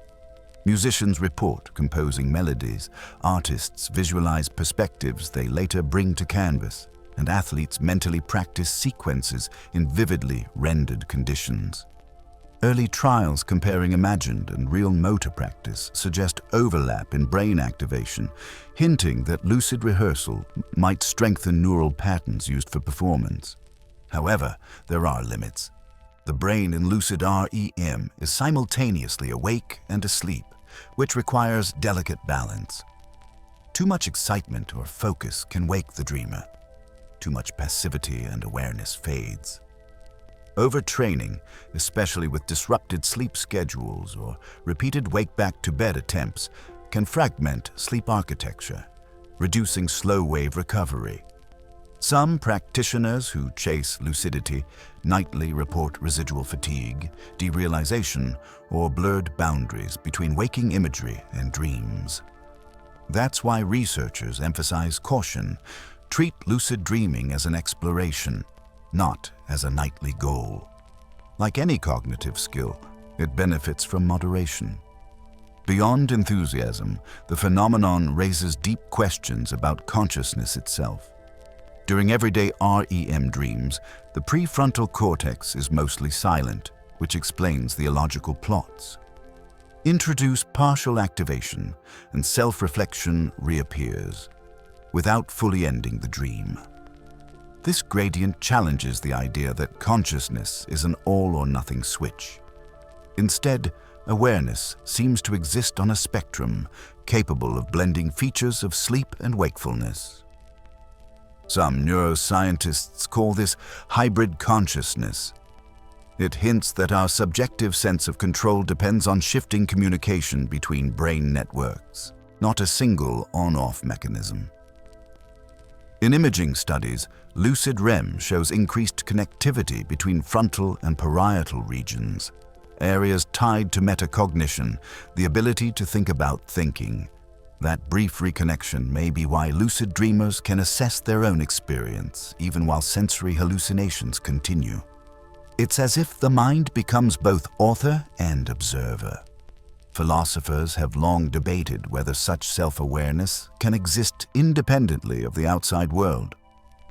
Lucid dreams give a partial answer. Consciousness doesn't disappear when input stops. It reorganizes around internal data. This insight also fuels research into disorders of consciousness, where patients lie unresponsive yet show preserved internal awareness. Observing lucidity offers a model for understanding graded awareness, states beyond sleep. In practice, lucid dreaming remains an art of balance. Many practitioners emphasize stabilizing the dream once lucidity dawns. Methods include calming excitement, spinning the dream body to reset scenery, or focusing on sensory details like texture or temperature. These actions seem to anchor the experience, preventing premature awakening. Interestingly, the techniques rely on the same attention system strengthened by mindfulness training. People who meditate regularly tend to have more frequent lucid dreams, perhaps because both involve maintaining awareness across fluctuating mental states. That intersection has sparked therapeutic interest in combining mindfulness with lucid dream practice for anxiety reduction and emotional regulation. Still, scientists stress that lucidity doesn't grant unlimited control.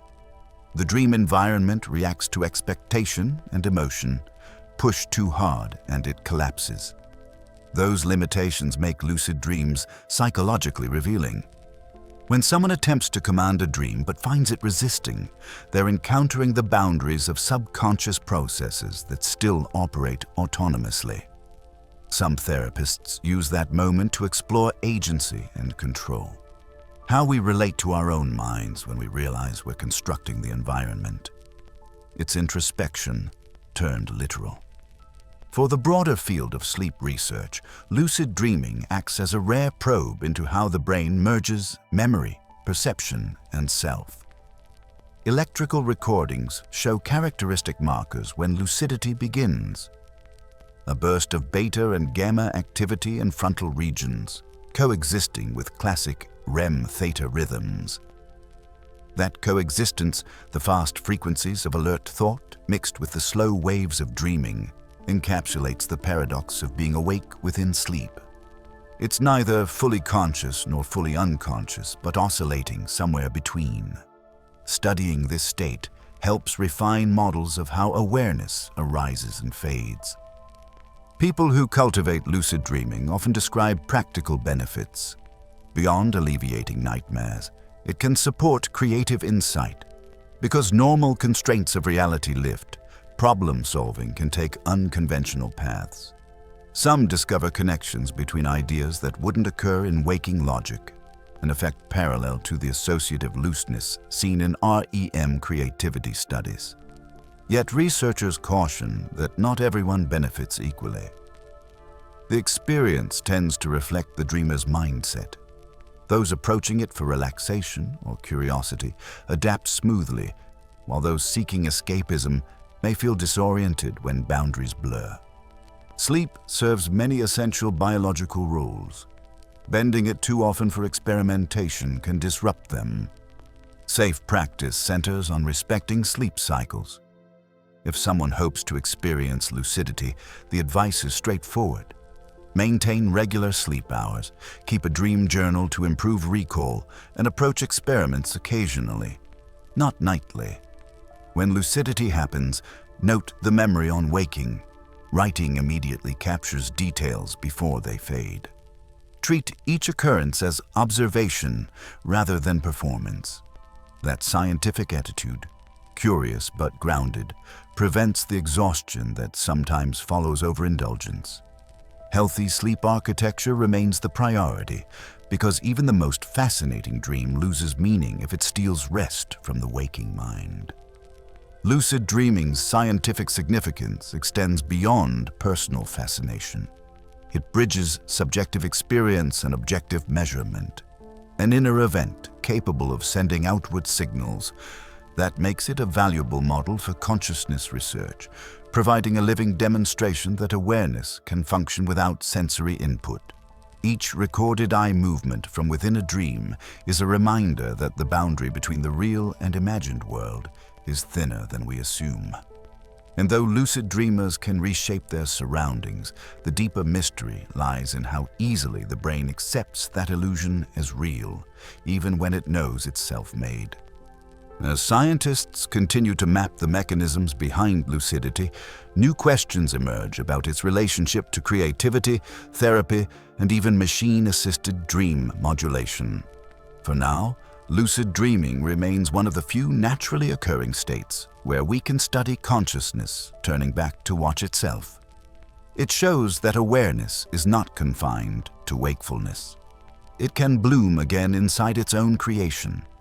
And because lucidity tends to occur during late-night REM, when emotion and memory are most active, it forms a direct link between how we feel by day and how our minds replay those emotions by night.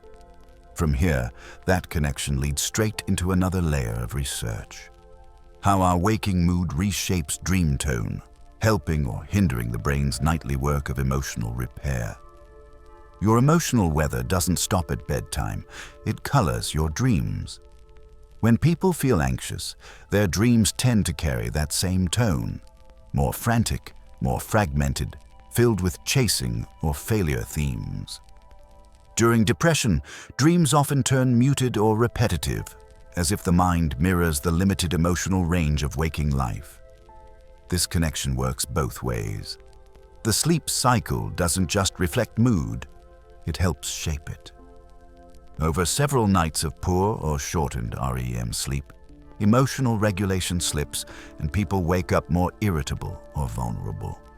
Studies show that when REM is cut off, people exaggerate threats, remember negative experiences more vividly, and find it harder to recover from stress. The dreaming mind, rather than being idle, seems to run an overnight service, sorting, blending, and neutralizing emotion so waking thought can start fresh. That link between mood and dreaming becomes especially visible under stress. After days of high pressure, dreams accelerate. They become more story-like, more loaded with social tension or conflict. During trauma recovery, dream content can grow repetitive, replaying the same event from shifting angles. It's as if the mind tries to digest an overwhelming experience, breaking it into symbolic fragments small enough to process. When the cycle is allowed to run, these dreams often evolve. They change detail, becoming less raw over time. If REM is disrupted by irregular schedules, substances, or medication, the pattern can stall. Instead of playing out, the same painful image reappears night after night. Medications can transform this landscape. Antidepressants that suppress REM, for example, can reduce dream recall entirely. People often say they stopped dreaming, when in fact the sleep architecture changed, so those periods shortened or lost their emotional punch. The opposite happens when those medications are withdrawn. Dream intensity rebounds, producing vividly detailed episodes that feel longer or more cinematic. This REM rebound shows how tightly dream vividness is tied to biology. Sedatives, stimulants, and even alcohol alter REM boundaries too. Alcohol may hasten sleep onset, but shortens REM in the early night, which often triggers vivid, unsettling dreams later in the sleep period as the body rebounds. Shift work, jet lag, and chronic insomnia disturb the same balance, indirectly shaping dream tone and content. That's why clinicians today handle dream material with caution. They no longer decode symbols according to universal meanings. Instead, they ask what a dream's emotional atmosphere reveals about a person's waking life.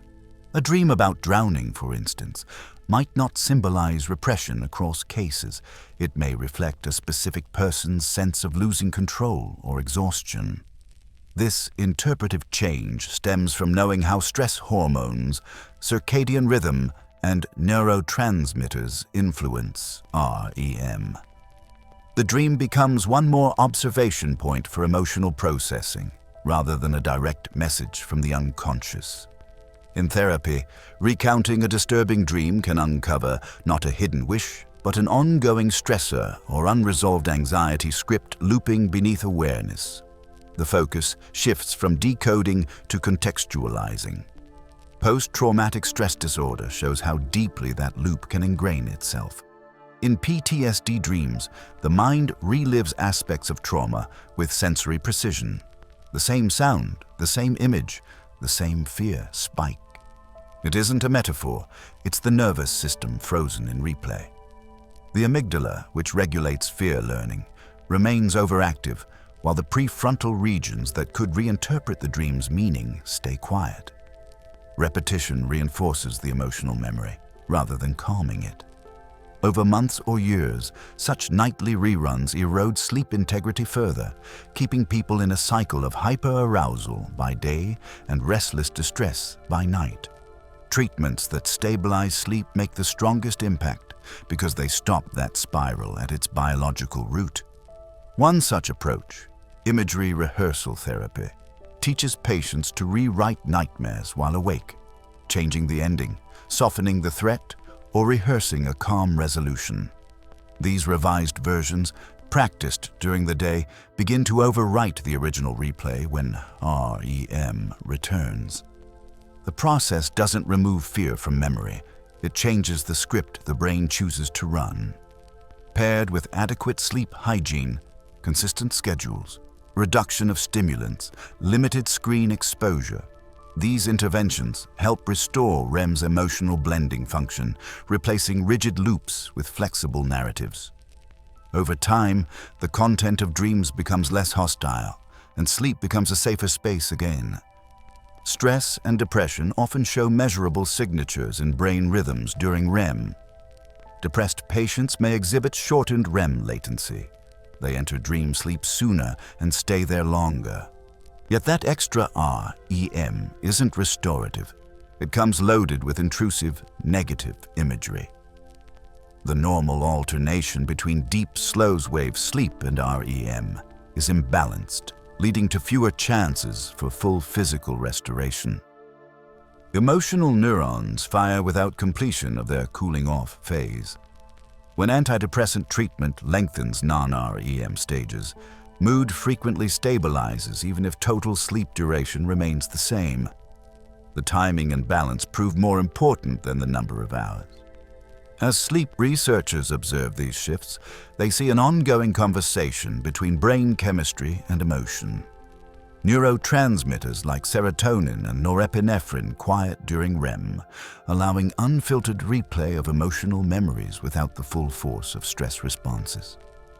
If that state is disrupted through stress or medication, the incomplete damping of those systems can make dreams harsher or more chaotic. Restoring healthy REM smooths that hormonal dialogue again.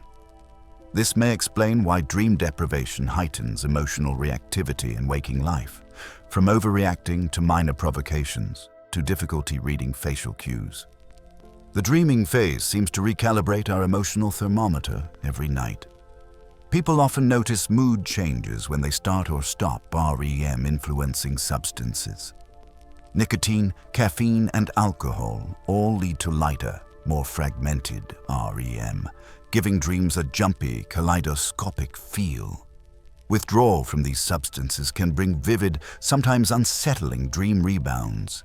Even abrupt lifestyle changes, like starting intense exercise, can spark dream shifts as metabolic and hormonal cycles adjust. These night-to-night changes remind us that the boundary between mind and body is artificial. Dream content and emotional health form one continuum of processing.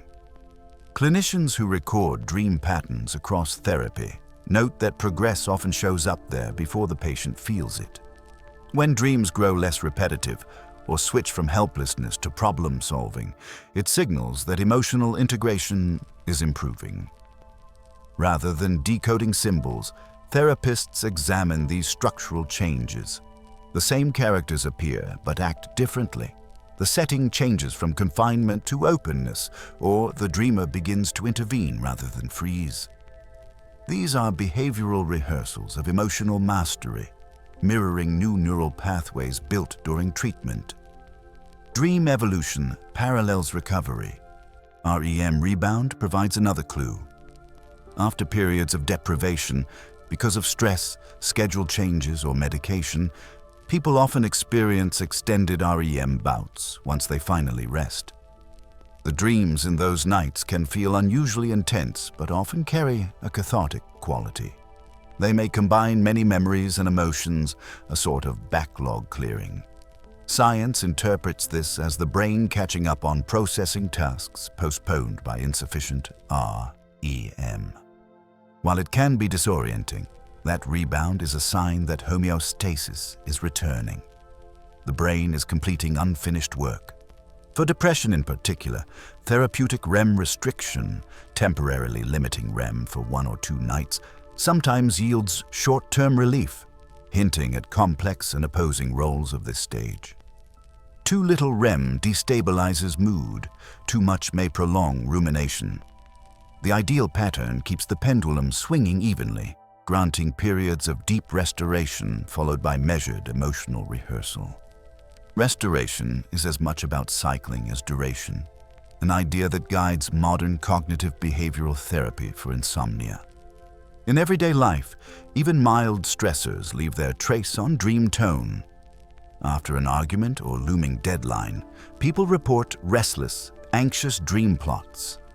When an ongoing worry resolves, dream themes soften and become more exploratory or even absurd. In this sense, dream content functions like a barometer, not an oracle predicting the future, but a gauge of the present emotional climate. People who journal dreams regularly sometimes notice shifts that precede mood changes by days. The connection isn't mystical, it's a feedback loop from neurochemistry to narrative. Understanding this loop reframes what we call bad dreams. They aren't failures of sleep, but evidence that the brain is still trying to integrate unresolved charge. When those integrations succeed, the next night's dreams tend to be less distressing and more flexible in structure. The process resembles physical healing. A wound scabs before it closes. Sleep scientists consider these transitions in dream effect as markers of neural adaptation, showing that therapy, stress management, or medication have started to recalibrate REM. Dreams can thus serve as both mirror and mender. Their tone, vividness, and recurrence rate reflect mental health status more reliably than their literal content. By tracing changes in sleep architecture, clinicians can detect early signals of relapse or recovery. Improving sleep quality through consistent dark light exposure, gentle wind-down routines, and balanced schedules supports this nightly reset, providing the emotional bandwidth needed for daytime resilience. The healthier the rhythm, the calmer the dream landscape becomes. The effort isn't to eliminate negative dreams, but to ensure that their storm passes smoothly each night. Our dream life is, in this way, both symptom and signal. It reveals when emotional circuits are overloaded and when they're settling back into balance. The strange scenes that unfold behind closed eyes are not random distractions. They're evidence of ongoing repair. When sleep functions well, those repairs continue quietly without drawing attention. When sleep falters, the mind echoes distress through intensified or repetitive dreams, signaling the need for restoration. As night after night this self-regulation continues, we see that our consciousness doesn't heal only while awake. It steadily reworks its memories, recalibrating mood through cycles of activation and quiet. And if that process can happen for humans, the next step is to ask how far it reaches. Does any brain capable of emotion and memory do the same? The answer may lie beyond our species, in the broader pattern of dreaming minds throughout nature. We don't dream alone. The animal world may share our nightly rehearsal. Experiments on animals over the last half-century have taken dream research beyond the realm of human imagination. In rodent studies, for example, scientists recorded patterns of brain activity while rats ran through mazes. Hours later, during sleep, their neurons fired in almost the same sequences. The timing and order of activation mirrored the routes they had taken while awake, as if the rodents were retracing those paths in silence. This replay didn't occur haphazardly. It followed the same rhythm that marks human REM phases, supporting the idea that animals relive experience for learning and memory. Birds, with much smaller brains, show a similar phenomenon. Songbirds practice their tunes while awake, and then, during sleep, their auditory and motor areas pulse in ways that copy daytime singing. These bursts occur even when the birds are kept in darkness and silence, showing that the activity springs from internal recall rather than external cues. Young birds display more intense nocturnal rehearsals, and the precision of their songs the next day improves with rest.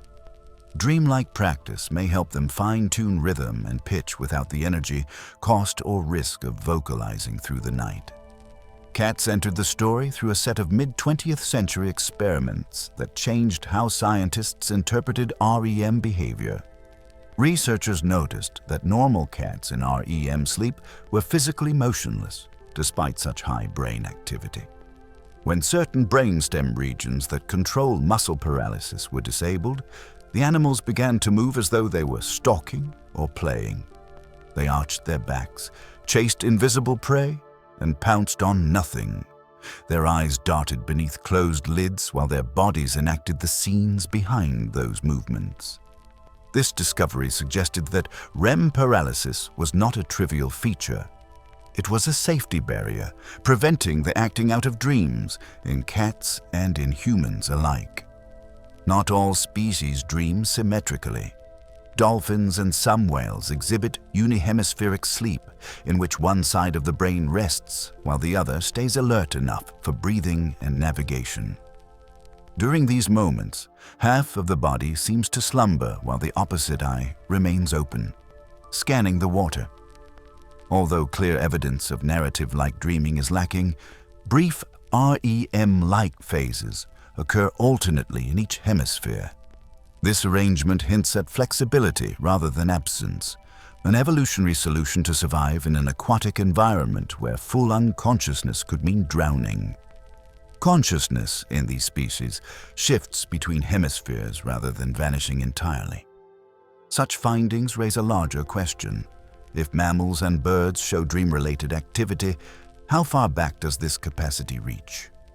Reptiles have exhibited alternating sleep stages with rhythmic brain patterns reminiscent of REM and slow-wave sleep.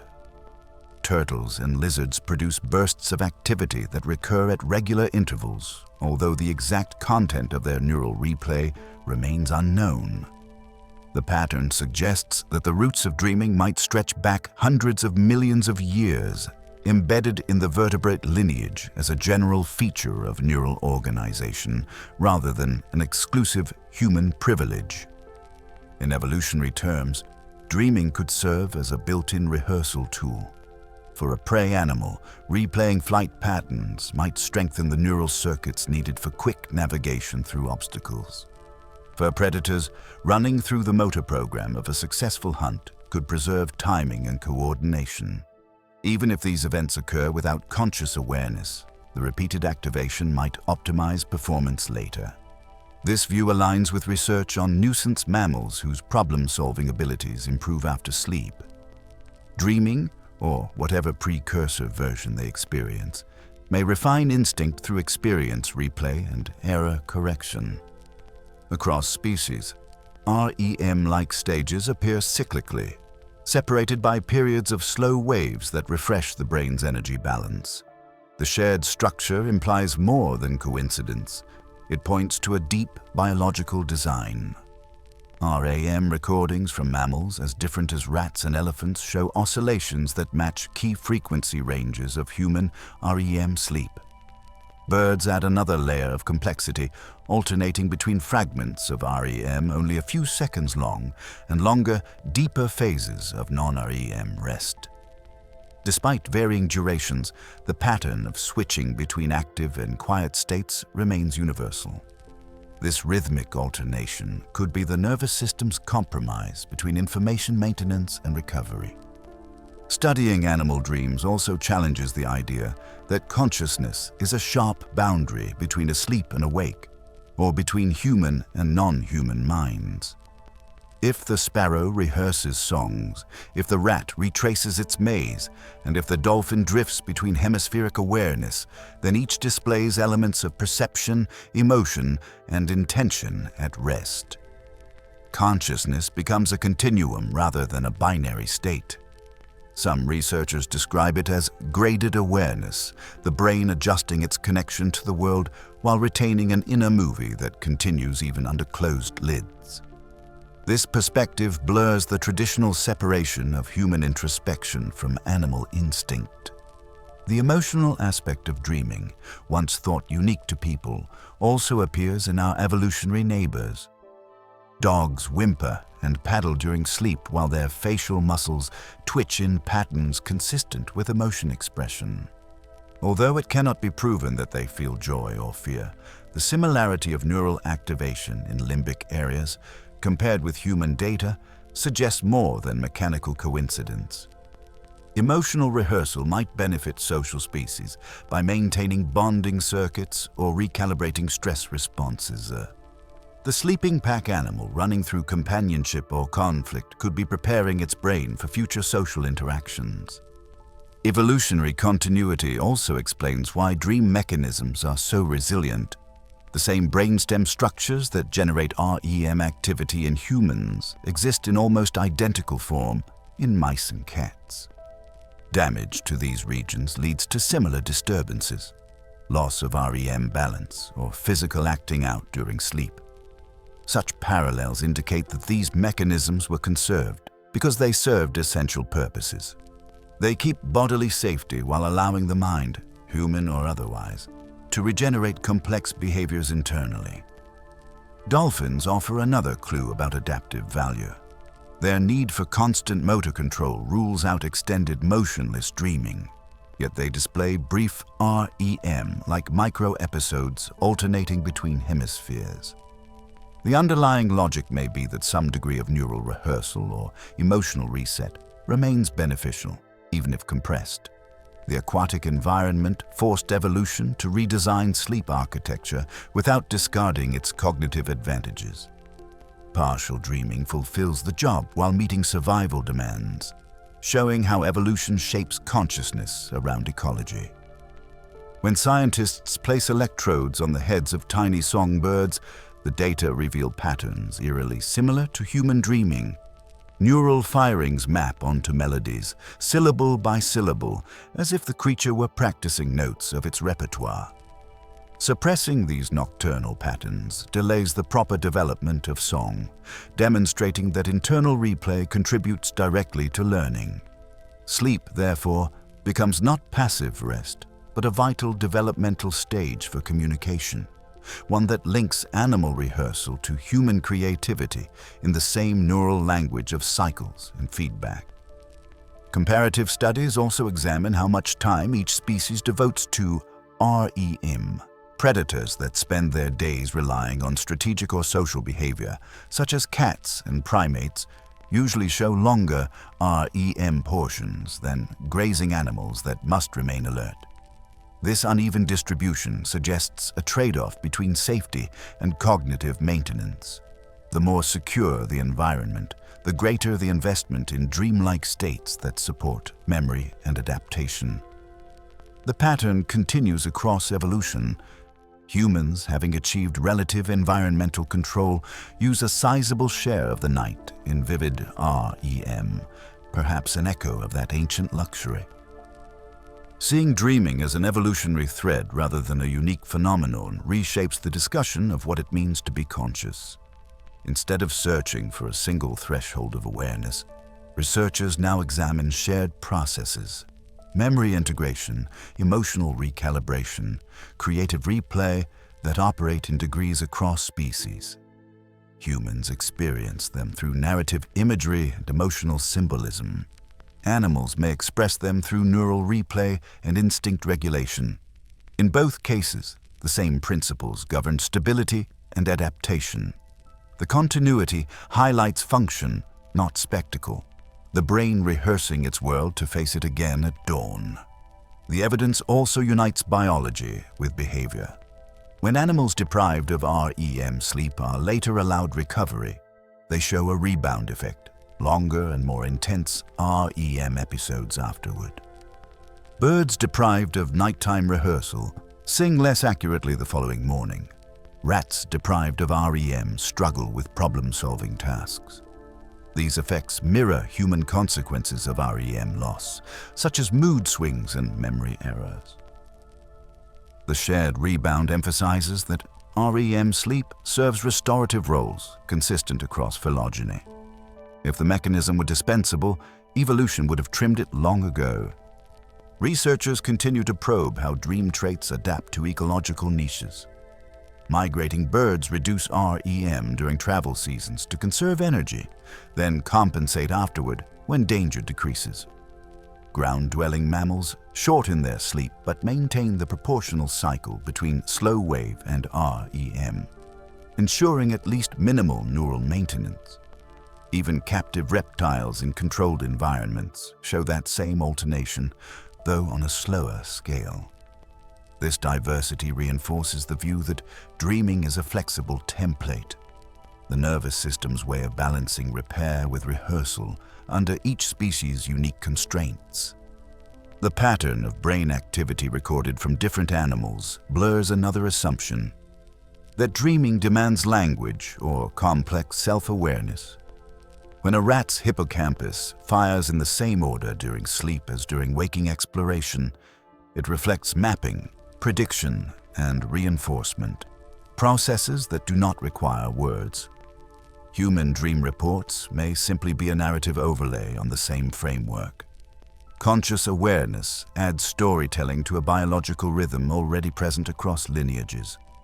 Dreaming, then, becomes less a human story about meaning and more a natural neural behavior tuned by evolution.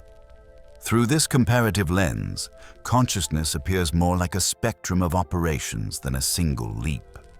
The bat echolocating through the night, the sparrow refining its song, the cat chasing phantom prey, all manifest moments when the sleeping brain produces internal experience detached from external input. Whether we call it dreaming, replay, or neural rehearsal, the underlying pattern remains the same.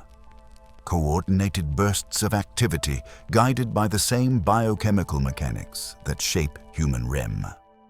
What differs is the degree of self-reflection, not the presence of the experience itself.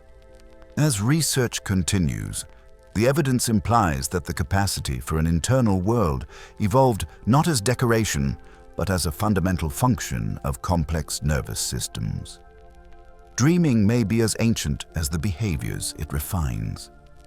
Animals that share it demonstrate that consciousness did not arrive suddenly in humans. It expanded gradually from this groundwork of memory and emotion. Looking across species reveals that dreaming is neither mystical nor accidental.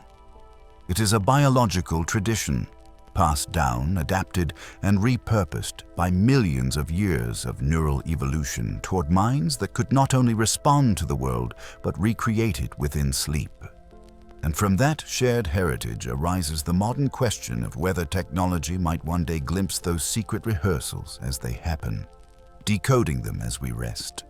From the temples of ancient Egypt to the laboratories of modern neuroscience, dreams have carried us across a long bridge between mystery and mechanism.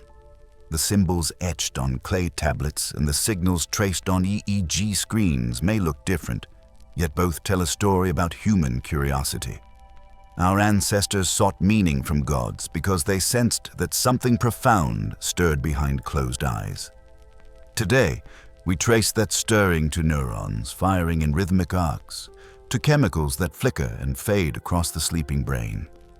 What changed across the centuries was not our fascination with dreams, but our tools for listening to them. When neuroscience arrived, it stripped away divine messengers and replaced them with circuitry. But the sense of wonder refused to vanish. Each night still begins with a kind of surrender. You close your eyes, the world recedes, and the mind starts to rebuild itself from memory and feeling. Whether we label those constructions as mythic journeys or REM activation, they remain personal evidence that consciousness can fold inward and create entire landscapes from fragments of the day. For that reason, dreaming still sits at the intersection of art and biology, half data, half poetry. The continuity between the priest, the psychoanalyst, and the neuroscientist is striking. Each tries to translate something silent into language. The Mesopotamian interpreter offered omens of weather and war. Freud searched those nightly dramas for hidden wishes and conflicts. Today, researchers sift through brain scans that pulse with electrical storms. All believe, in different ways, that dreams hold a reflection of mind. The shift from sacred vision to neural code did not erase their meaning. It relocated it inside the machinery of thought. Every culture has treated the dream as a mirror of what it values most: faith, morality, knowledge, or identity. Looking into that mirror still tells us what kind of beings we think we are. Modern science adds a humbling twist. For all our measurements, we still cannot predict exactly what we will dream tonight. The equipment has grown precise, but the experience stays slippery, personal, and urgent. A sequence of neurons can be charted, yet the story they compose remains uniquely yours. That blend of precision and mystery suggests that our efforts to understand the mind only deepen its complexity. Far from reducing dreams to numbers, neuroscience has shown how deeply woven they are into the rhythms that keep us alive. Learning, emotional balance, memory, and creativity each depend on those nightly rehearsals. So when daylight fades and conversation quiets, think of how many generations before you have wondered about the same descent into sleep. The language has changed from prayer to data analysis, but the search is the same, a way to grasp what the mind becomes when it turns inward. Keeping a record of those fleeting experiences connects you to that long lineage. Each entry in a dream journal is a small act of observation, a moment where awareness bridges the gap between waking and dreaming. In tracing those patterns, you're not decoding prophecy.